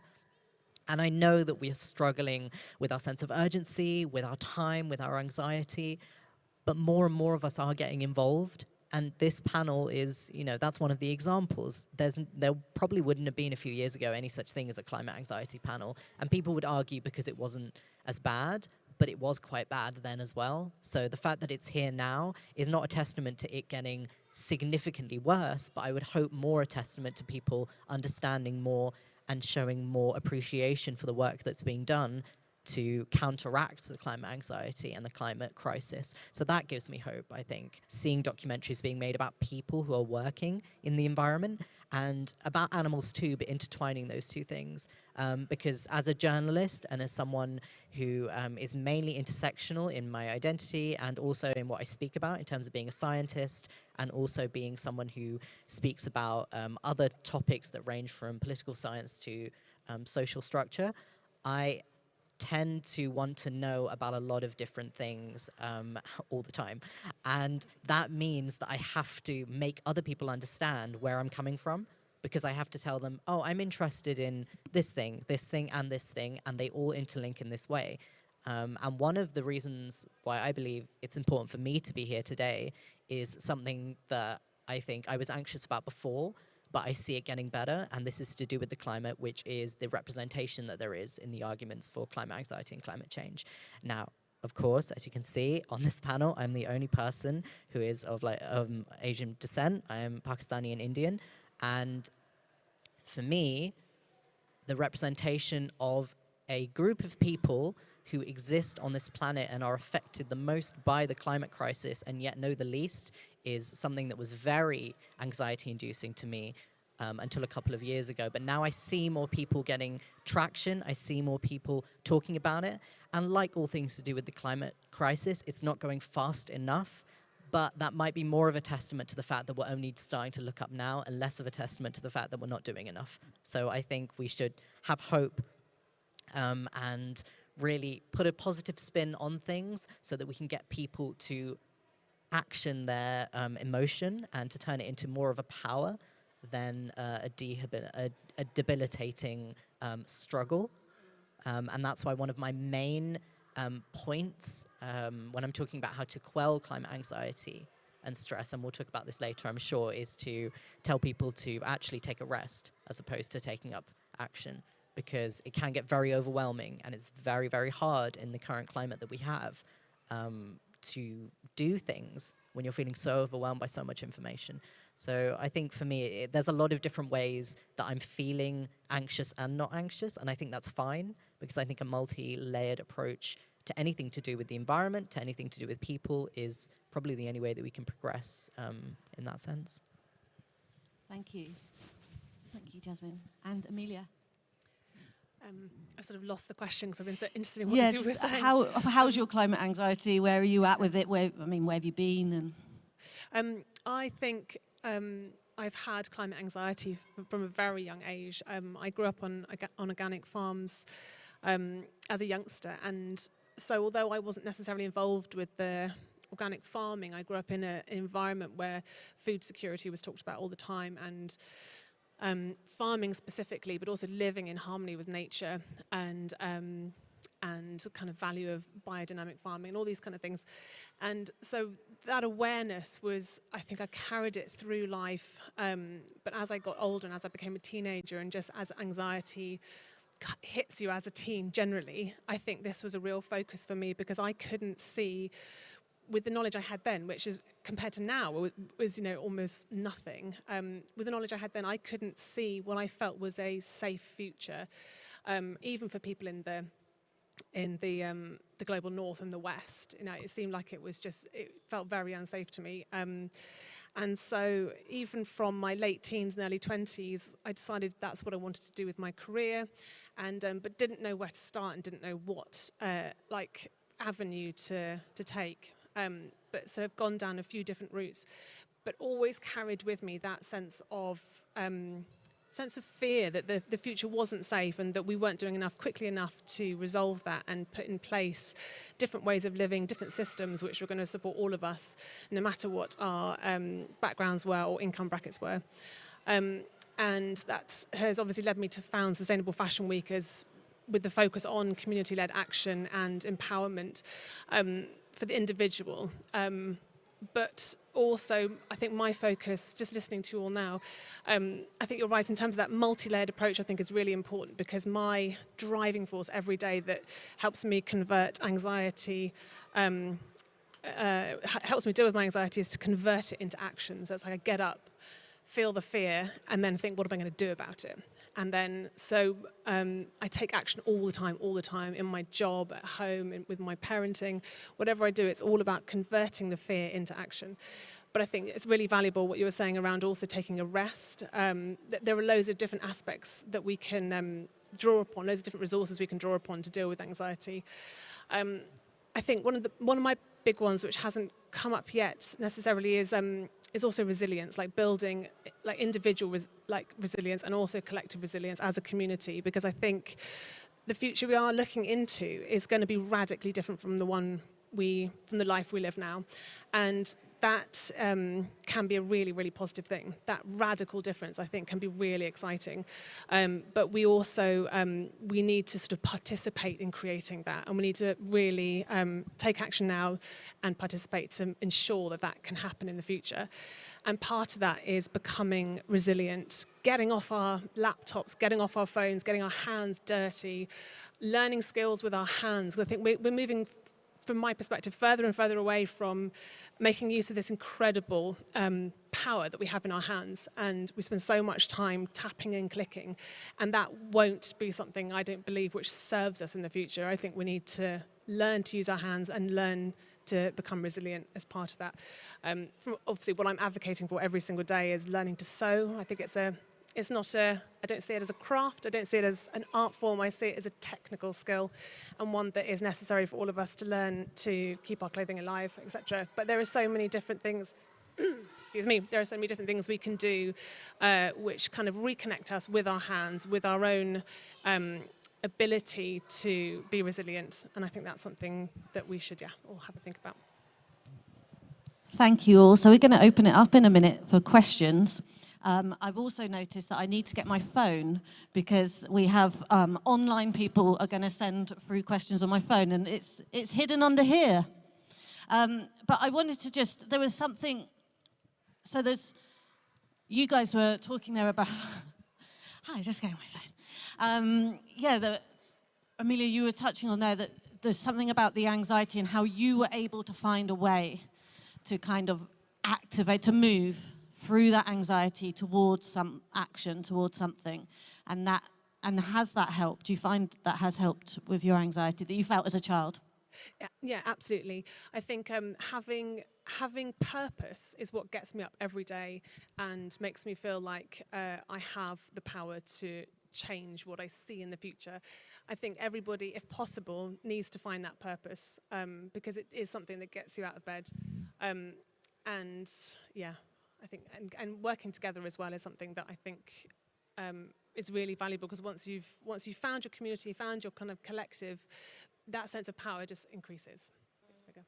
Yeah. And also, when Amelia said, a lot of you nodded about the kind of visualizing how the future might be, and that not being, you said that might be a positive thing, that we don't know. That with community resilience and stuff, and some of you were nodding there. I don't know if you want, or particularly you, Imogen, I don't know if you wanted to respond. Was there something? I think change can be really scary, but change can also be there for the better. And something in my research that made me realise that change can be good is actually my first research project that I ever did.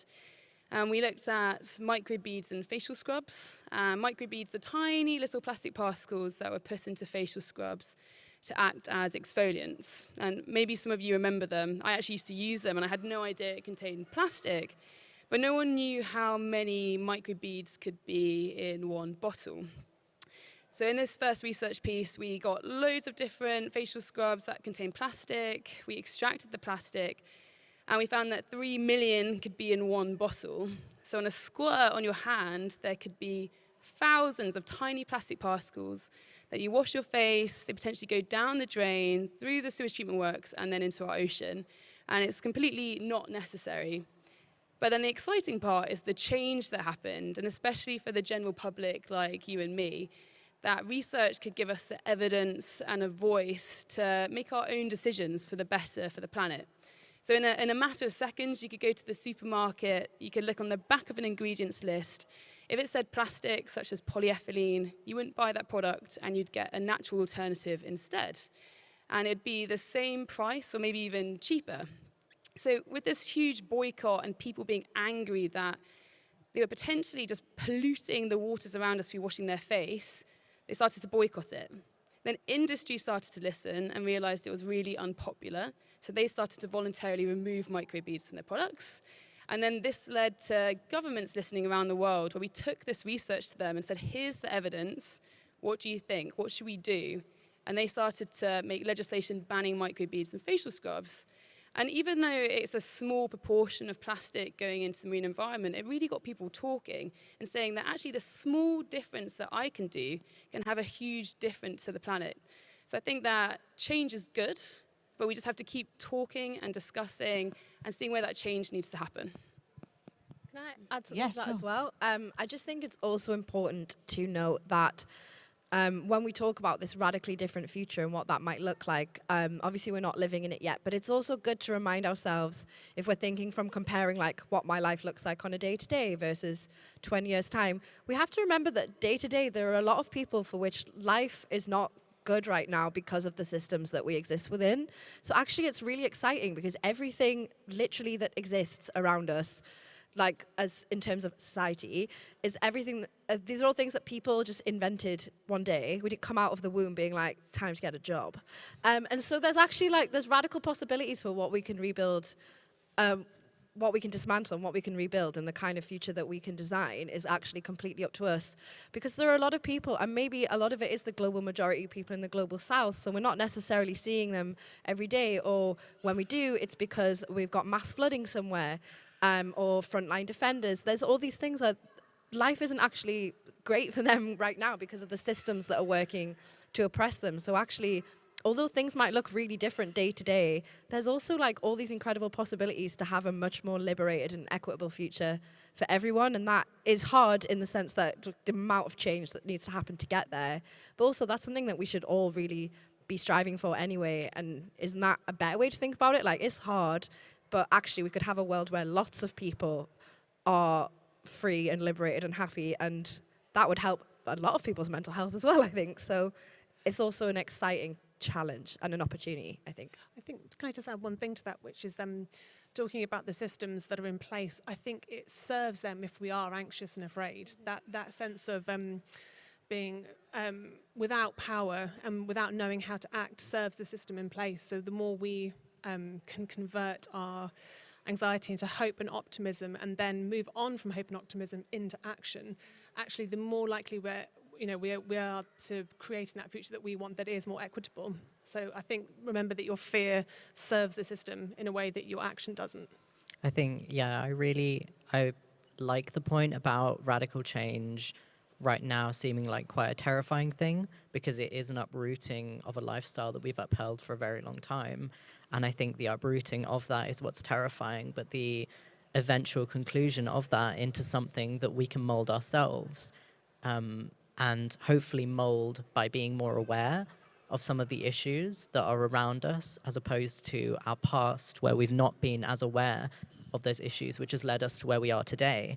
And perhaps being more aware of that and allowing us to then mold a future that is more built around people's comfortable habits, people's validation, the the comfort of people is really where we want to go. We want an environment and a society that comforts and secures people's lives. And a massive aspect of the comfort and security of people around the planet and here is the climate. So you would hope that that would be a key aspect of making a more comfortable society, you know, sustainable clothing, all of these different things. These are aspects of a comfortable future and a sustainable future. And the point that was just made about people in different societies really struggling right now because of the climate crisis is almost, it shouldn't be at the forefront of our minds necessarily if it's causing us undue stress, but it should be a big part of what we think about when we think about climate stress and climate anxiety.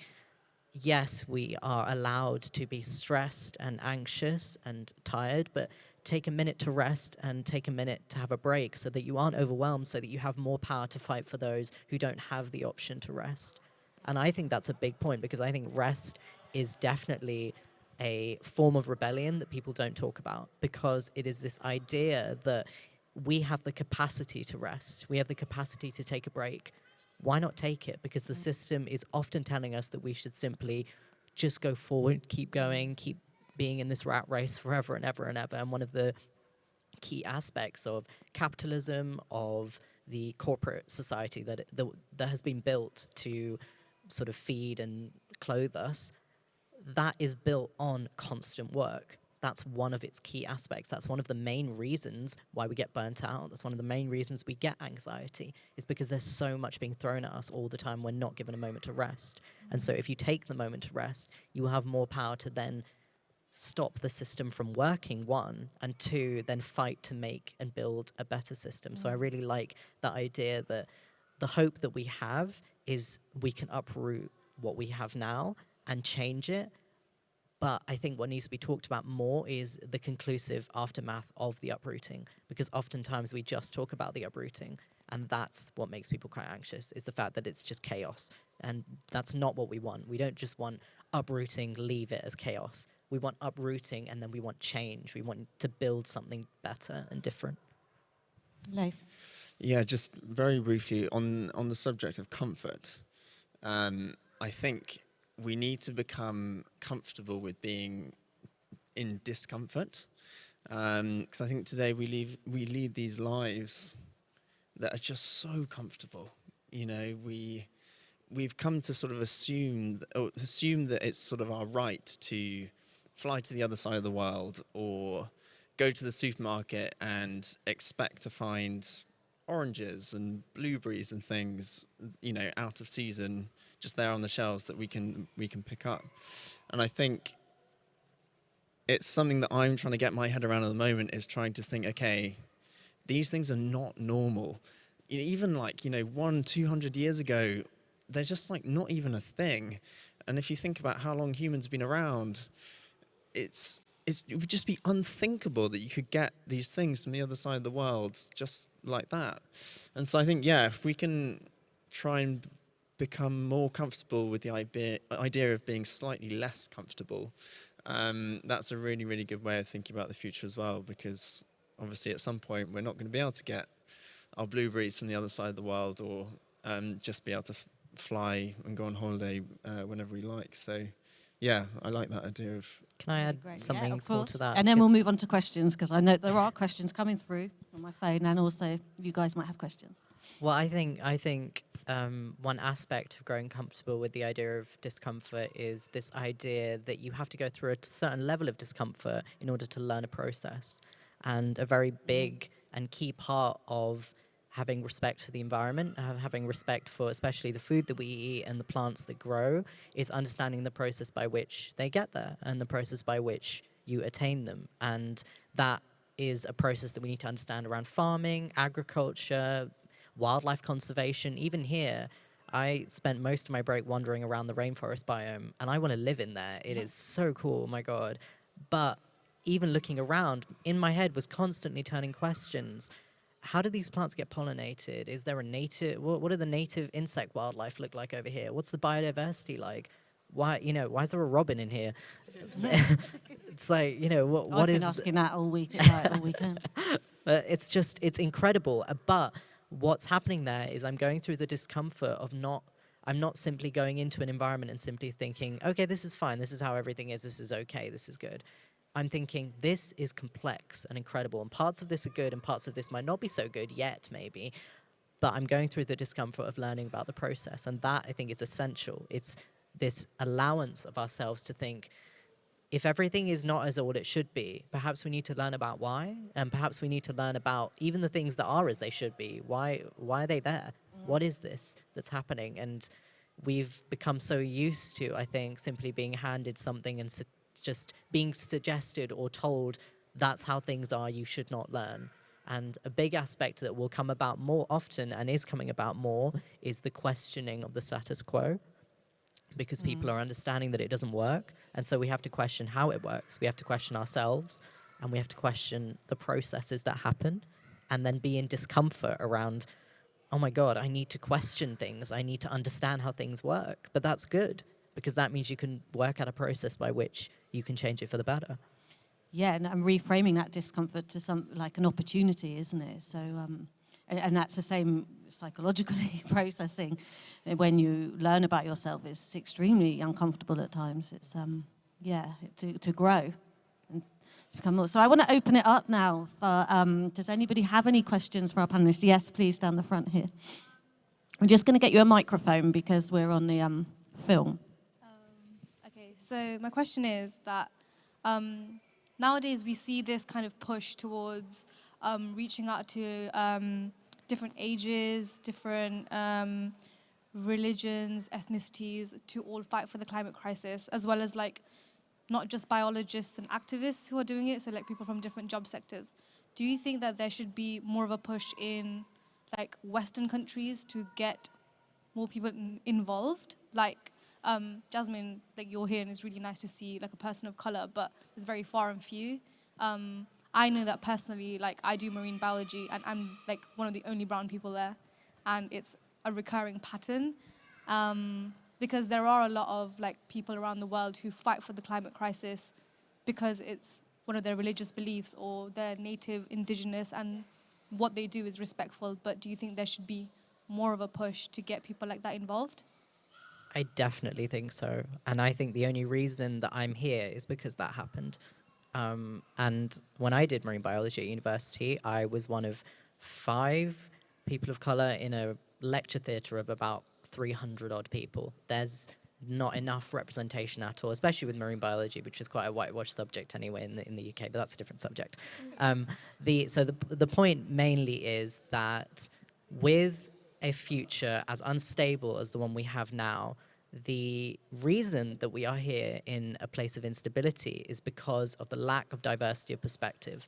We have arrived at a place in our current society whereupon there has been a very, very mainstream, like there's been one type of person, I think we all know who has had control over how we express, how we identify, how we produce policy, how we structure various types of work, how we build. Everything has been controlled by this certain type of person. And so in order to regrow and uproot and rebuild, we need more perspectives. We need fresh perspectives, because without fresh perspectives, you're never going to get anything done. Because if you think about it, the reason we're here is because of ideas being recycled.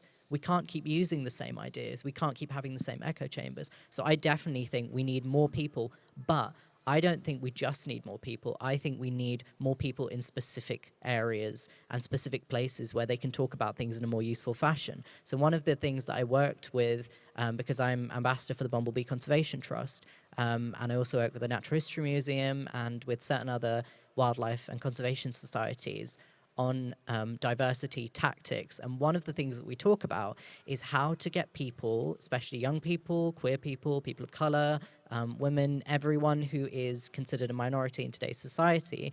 We want to get people into boardrooms. We don't just want to get them into a job in conservation. Because if you look at the conservation sector, and I did an article for BBC Wildlife magazine on this, it is the second least diverse sector in the UK, behind farming. of course there's going to be a high level of anxiety there, which is not scuppered by fresh perspective or not quelled by people coming in with an understanding of where they grow up and how this could help, or an understanding that their community has a lot of people that don't understand it, so maybe we could educate them and they could all help. There's none of that, because these are simply echo chambers of the same people.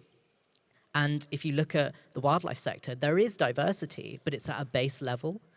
And the conservation sector and even the climate sector, it's very much activists and then base level workers. We need people in boardrooms and people in higher levels of policy making, so that they can actually say, this is my experience in this climate sector. This is my experience as someone who's grown up in inner city London. This is my experience as someone who's grown up in an area with lots of emissions. I know who needs to change and who needs help, because that will help. I recently had a conversation actually with a group of activists, because we were going to go and talk to the London Mayor's team about re-greening London and about what it takes to do that. And one of the main things we talked about is, if you think about the climate crisis and what's making us anxious is a rise in emissions, it's a rise in pollution. Where does that stem from? That stems from cities. Where does that stem from in cities? It stems from inner city areas. Who lives in inner city areas? Minorities. That's who lives there. These people are affected by it every day, and yet they are not in the room. And if they were, it's not even a case of they should have a part to play. They could help you. They could do the work for you, because they live there, and they could change that environment for the better, and then you wouldn't have to be so anxious about it anymore. So it's not even on that level just about fairness and equality, which is obviously very important. It's also about urgency. If you want things to change, and you really do want things to change, mark my words, then you really need to get those people involved, because they can do that work that we are simply anxious about and far away from. Even myself, who grew up in inner city London, I don't live there anymore. So even to an extent, I myself am displaced from that fight. And I think it's very important to get more people involved with different fresh perspectives, but put them in the right places, because tokenism is a thing. I've often been a tick box on many panels, and I don't want to say I'm a tick box on this panel, but to an extent I might be. But it is useful that I'm here, even if I am, because it is representation and it is a fresh perspective, even if it is at this level, not to the level that I would like it to be. So I think there is a multi-tiered way of going about it, but definitely more people is, that's a base level answer to that. Absolutely. Can Thank you. Yeah, just please. Obviously, I'm not coming from that perspective. I just wanted to add, on a policy level, there is also, this is something we'll see a lot more of in terms of, just to add something about the global north / the west, there is definitely more, there should be more responsibility at the doors of white global north countries who hold so much more responsibility for the climate crisis. I know I'm probably like preaching to the choir here, but I just thought it was good to name it as well, just to like add on that is really important, because these are the conversations we're going to see more as more things like COP and climate conferences happen. In two ways, you'll see it around discussions of like loss and damages and that funding, and like definitely as activists or like civil society, those are things that we should also push our governments on. You know, the UK bears so much historic responsibility for the climate crisis and bears very little of the brunt of the effects at this time. And so when people are coming from island nation states who might not actually have any land in 5-10 years, that we do have a financial responsibility that looks like reparations and looks like financing that. And I just think that's also something to like name and acknowledge, because often young people, queer people, minorities, people from global south countries, indigenous people often do get shut out of climate conferences. There are so many issues around those spaces a lot of the time that make them very hard to access. And so it's good for all of us, even though that's sort of slightly aside to, should we advocate for more diverse people in certain industries, but also all of us can get involved around lobbying our governments to, like within the UK, to do the right thing. And that's also important. Tiny thing, I know we got, but to add to that as well, I think, and especially with the audience I think we've got here, sometimes, and a question that I receive a lot is, because of what I'm talking about environmentalism. So I will generally be directing it to a certain type of person. And a lot of people ask, well, if I'm not any of the minorities that you've said, how can I help? You know, I'm an ally. I really want to help. what do I do? Because I don't want to overshadow the voices of those who really need to talk.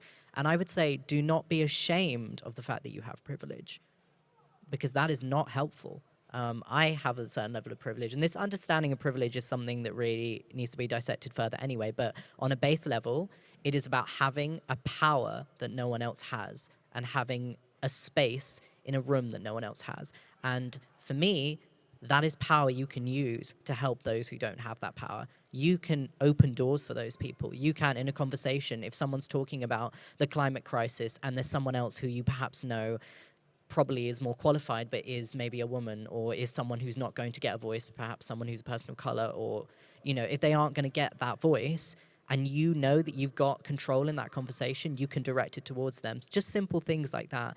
And that will also help with the climate anxiety that we have, because what you're doing is you're putting essential chess pieces in place to win that game, because you are pushing people to the forefront and into the spotlight who have an essential voice and an essential lived experience. So I would not say that you should be ashamed of having privilege. I would say use it as the weapon that it is, but use it in a way that's good, because if you put it down and don't use it, the people who use it for bad will use it. And then, you know, that's not going to be a good outcome, and we know that. So I would say, in terms of people speaking about it, it really does affect everyone, and everyone should be speaking about it, but in different ways and on different levels. Thank you so much. We have a question that's come through online. Thank you, online. And it is, who are your eco-heroes at the moment? Has anybody got any particular?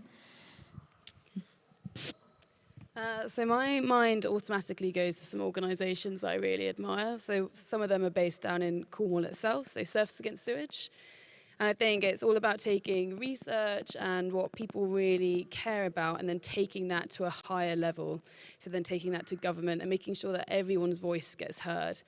So I'm sure we've all heard about sewage being discharged into the oceans, which is a place that we go to enjoy, and they're lobbying to make sure that that doesn't happen and that these people are held accountable. So if they're polluting the environment, that there'll be a consequence. And then there's the Marine Conservation Society, which are lobbying in fashion that maybe there should be filters on washing machines to make sure that we capture these pesky fibers that are entering the ocean. So it's a big discussion about holding governments, industry accountable, and that can be led by some amazing organisations such as those two. Fantastic. Leif, did you have some? Yeah, again, an organisation. For me, and it's might seem slightly tangential at first, but Right to Roam have been absolutely amazing. I was always aware that in Scotland they have the right to roam. Here in England we don't. But in the last couple of years, I've been aware that there's actually an organisation who are, campaigning for the right to roam. And I think a lot of the problems that we have surrounding just, this people in society just generally seem to not care about the climate. They don't care about nature. They don't care about all the damage that we're doing. And I think a large part of that is because we don't have access to nature. 92% of England is, we can't, it's private property. We can't, go and explore. And so I think all of these horrible behaviors and issues that we have, like people just not caring, are a sort of symptom, if you like, of our disconnect with nature because we don't have access to it. And I think we're not going to cure those things without fixing that connection. So I love the Right to Roam. They're doing amazing things. They're getting really, really good traction now. And I think if we can just get people outside connecting with all these amazing things, then people start to care about it. And then they start, maybe doing something about it and changing the way they live their lives. So yeah, Right to Roam for me. And I was just thinking, I know I was talking to you earlier about your Instagram account, but Leif's Instagram account, the joy he gets out of nature so much, it's infectious, actually, I must admit, like seeing the way you write about it and the pictures you take, it's like, yeah, and that kind of, I don't know, that infection, I think that could be the new COVID, isn't it? Do we have, yeah, go for it. There's actually research as well linked on that shows that if nature and going outside is accessible, then even cleaning it up, just connecting with nature, taking a walk on a beach, your mental health improves, so you feel happier, you feel more connected to your environment, and you're more likely to do it again. But we have to make sure that those places are accessible, because otherwise it's just a select few, so 100%. And the importance of soil, the connecting, and there's lots of research around people with ADD, for example. If they put their bare feet in the ground, they're much more able to kind of like work or concentrate, or there's lots of kind of really positive research in that area. And yet we were also, the soil is so poorly. Well, I was just going to say, if people want to learn more, there's also, they've just announced the shortlist. There's a prize called the Spring Prize. It's a collaboration between Ethical Consumer Magazine and Lush, and they release this shortlist every year of regenerative projects that are working to regenerate soil and ecology, and working, generally they're like grassroots local community efforts. And there's also a whole category that's like Indigenous wisdom and knowledge, and they're Indigenous-led projects as well around the world, but all of those are focusing on whatever you want to call it, regeneration, permaculture, like those umbrella terms. But there's loads of people doing really cool things with soil, which is quite inspiring, and then people could start their own if they wanted to. I think as well, just adding to being in nature and it kind of quelling some of the anxiety you have. And for me, as someone who's struggled with anxiety for quite a long time and a lot of things to do with neurodivergence, and I also have a tic disorder, it means that being in nature, actually, I've realized, counteracts all of the stresses that I have around these things. It means that I go into the natural world, and even walking around the Eden project and coming from Bristol, which is where I'm based at the moment, I realize the difference in how I think about things, the difference in how much it cleared my head and how I'm able to breathe. And at the same time realizing, is this a useful way of thinking about wildlife, anxiety, and nature? Because if you think about it, what I've been talking about this entire time is we need to make nature more accessible for city dwellers. How are we going to do that in a way that it emulates the reception that I get when I come to natural areas and I feel more calm? How are we going to make that accessible for everyone? So that's not something that I know how to do, but I think that's a useful question to ask, is how do we make nature and the feeling of nature and the comfortability that we have and the anxiety that is softened when we go into nature, how do we make that an accessible feeling? Because it is in danger of becoming a feeling that is only prescribed to a certain few who are allowed or who are able, who are rich enough to live in those areas. Because even if we discover it, as we have done, and write extensive articles about it and study it, that's simply suggesting that those areas are useful for mental health, but it's not suggesting how do we give it to other people. So I think that's moving almost forward beyond the understanding that we need more nature. We're not even at the stage where we're all accepting of the fact that nature is essential for our mental health. But once we get to there, we need to, I think, have in mind, but we don't want to stop here. We want it to be for everyone. We want it to be available for everyone. And that's useful because it will change the structure of our cities. Another conversation that I have with people oftentimes is how to make nature more accessible.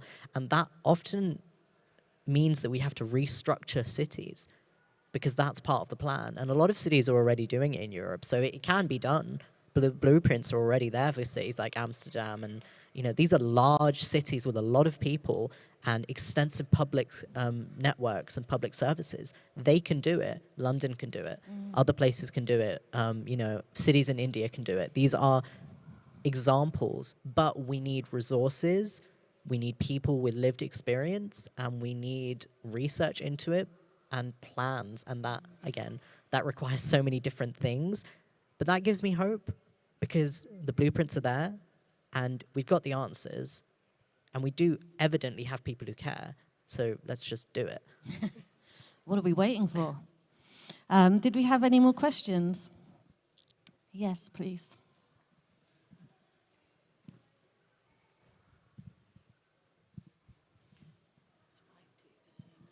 Hi.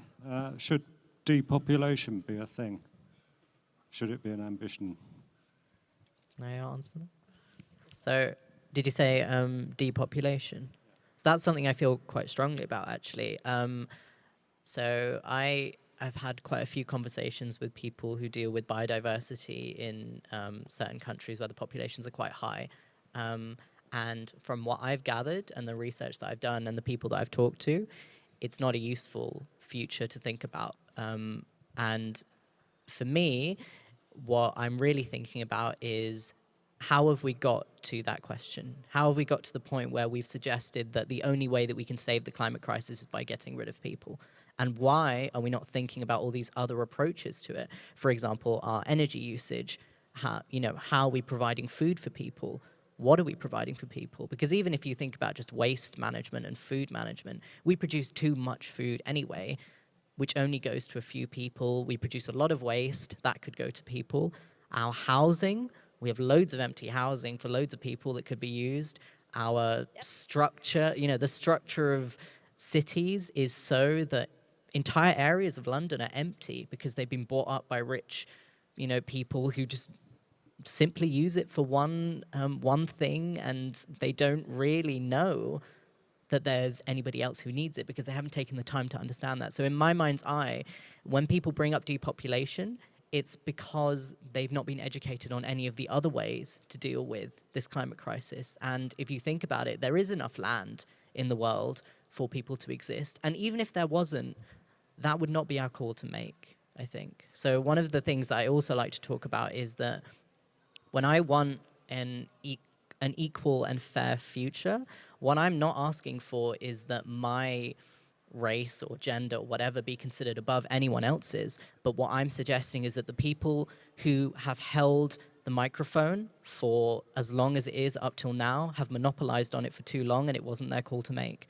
It's not my call to make whether or not populations are high or not, because my family is not going to be the one that's depopulized first, and we know this. We know that when people talk about depopulation, what they're talking about is countries where people are suffering from, being too many people in certain areas, not enough food, not enough water, not enough products for them to use, not enough hygiene, and that is having a negative effect on the climate, but it really isn't their fault because the infrastructure is not there to take care of them.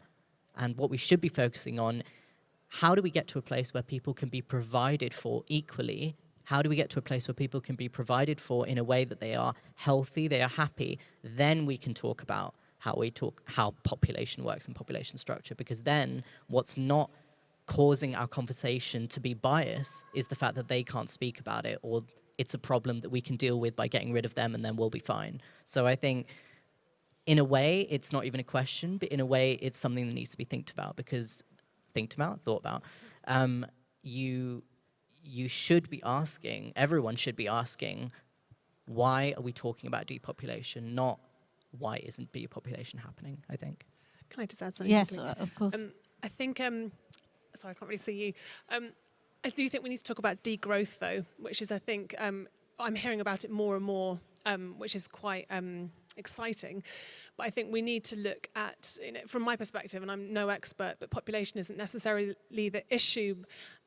Consumption is the issue, and the majority of the issues caused across the world are, one of the sources of those issues is consumption and the amount of energy and resources that have to go into production, whether it's in the West or, of course, across the world. And degrowth, I think, is this, it's a new, whether you're talking about it in a sort of more formal sense or casual sense, it's a framework for, managing reduction of consumption. And that's essential because the more, especially the people who are privileged, who have more than they need. And we know, like we're saying with food, we waste, I think, I'm going to get this wrong, I always get my stats wrong, I think we waste up to a third of the food that's produced, especially in the West. The more we can manage reduction in how we consume and see degrowth as a really viable pathway to a viable future, I think the better off we'll be. So yeah, the big word for me this year is degrowth. Can I just add something as well? I think I'm pretty sure there are like hard facts on this, but we do know absolutely that we do have enough resources for the population that we have of the planet. It's absolutely an allocation of those resources. There's also stats around the fact that some of this is to do with the systems of living in a fossil fuel like economy, where someone in the UK right now who is unhoused, experiencing homelessness, will still have a higher carbon footprint. They will still produce more emissions than someone living in a global south country, which is often where people target this idea about population. They say this country in Africa, in Asia, often without any real specifics or numbers there, but anyone in that anyone of the population in those countries who may have high populations are not producing anywhere near the amount of emissions that someone who could live in London and actually be experiencing homelessness would still produce passively because of the systems that are set up on a large scale in the way that places like the UK are run. And degrowth is part of that as well, actually. It's looking at things on a countrywide level. And that is also part of this conversation about why Western countries, global North countries like the UK, like the USA, should be focusing on this first, because actually, basically it's a bit of a straw man argument, because essentially removing or depopulating those countries would actually have very little impact from a numbers perspective, but it does lend very well into arguments of people who are very potentially would like an authoritarian type of future, which is not the type of future that is going to help any of our mental well-being or the planet or, you know, any of us long term. Yeah. Thank you so much. I'm really aware of time. I mean, this is it's so huge. And you guys have been absolutely fantastic. I just wanted to ask you, there's one question that's come in online, and it's just maybe a quick one for each person to finish up, if that's okay. Can the panel please share one simple idea for an act of kindness for the planet, which ultimately helps our mental health too? So, I don't know, maybe there's something you regularly do for your own mental health, or an act of kindness, or something like that you're involved in. Is that, anyone got one? Have you got one? Comes to, yeah, go for it. So, the thing that I always love to do whenever I'm feeling anxious, well, particularly anxious about the climate, is simply just to go outside, get down on the ground and just find something that's living and small, and just get involved with their world and just watch stuff happening. So whether that's like a moss and just imagining sort of being, I don't know, the size of like a little beetle sat next to this moss and just imagining what it must look like. I don't know if anyone's wandered through, well, here or the rainforest biome today, but that experience of these enormous plants, this is what a moss looks like to a little, you know, springtail or something. And just imagining what it's like to be in that world and watching things like ants running around and beetles and things, or even just, you know, watching robins. I just find that so grounding, and I'm kind of like, this is what it's all about. You can get so much joy from these tiny, tiny things that can be found anywhere. Even, you know, in the middle of the most concreted parts of cities, there's always a little bit of moss to find, or, you know, a springtail. Yeah, so that sort of grounding, very, very little thing to do, but I find that really, really grounds me. Amazing, thank you. Yeah. Imogen. I'll just go to Imogen and Jasmine. So I think it's about keeping this conversation going and talking to people, learning about their different experiences, their opinions, and sometimes it can be a little bit tricky, but one person's voice is a message, but a collective group is a mission, and I think that's exactly what we have here today. Thank you. Lovely. Jasmine. Well, can we go in? Oh, yeah, then I can go. In order. Yeah, I would say please join your local climate justice group, or if there's a really specific thing that you really care about, if it's plastic, if it's biodiversity, look up what is happening in your area. I've definitely found by taking action, firstly, the more people get involved, the more people are able to have a rest, and the sort of burden gets spread, and then actually everyone is doing within their means and no one's getting burned out. I've also been really fortunate, the local, or like the climate action groups that I've been part of, I've met some of the best people ever, and I've made such strong, wonderful friendships that are really formed in solidarity. And then it sounds so rubbish to be like, hang out with your friends. But, you know, you're hanging out with people who get it and often want to do things like go for a wild swim or lie on the ground and look at beetles. So sort of they feed into each other. And then also more of us can be pesky activists, which is very important. I have two ways of dealing with the anxiety, and you don't have to listen to both of them. One is to listen to really loud metal, so you don't have to do that one. But the other one is to do any small act of kindness for any bit of wildlife that you can. That really helps me because on a small level, it's so connecting. It allows you to really sort of see the natural world as something that you can help, because we always get told, I think, that we have to help nature on this massive, massive scale, and we can't do that. A lot of us can't do that. And part of focusing more sort of blame on larger corporate structures and focusing more positive passion, emotion, and comfort on individuals is allowing you to see that you can do things on a small level and still help. And you don't have to shoulder all the blame of the climate crisis. And one of the ways we can do that, I think, is by helping small animals. For example, feeding birds, for example, planting very small plants. Anything that's a small act of natural positivity, I think is very, very comforting and very, very quelling of any anxiety that you might have. And it is helping the environment on that minute level. If you think about the fact that for a very, very small insect, the planting of one plant is quite a major thing in their lives, because they don't live for that long and they're very small. So that is something that's going to be around for probably their entire lives, even if it's around for a fraction of hours. And it's something that really affects them in a positive way. And I think, like Leif said, when you think about it like that, it's quite useful. And then after a time, you can build to bigger things. But start off with the small things and break it all down, because that can really help, I think, with any sort of stress and anxiety. And listen to metal, because that's pretty cool. I was going to talk about birds as well. So sort of, I'd say look after the birds. They're such an important part of the food chain, and birdsong is my favourite thing in the world, and it's what, if anything, makes me feel all right in terms of anxiety. It's listening to birds. But you've already said birds, so I'm just going to very quickly say, also, I've got to say something about fashion, but join the sustainable fashion community, because our focus is on community-led action, and it's on grassroots level sharing of skills and knowledge to enable everybody to improve their relationship with clothing. And obviously clothing matters enormously. We all need to wear clothing as much as we need to eat food, especially at this time of year in England and the British Isles.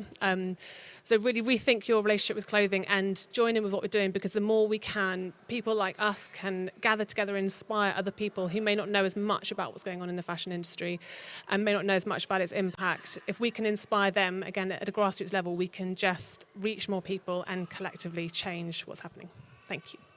Thank you so much. I'm really sorry if you sent a question online or you had a question we didn't get round to. It's such a massive conversation. But thank you to you guys for being here with me, and thank you to you guys.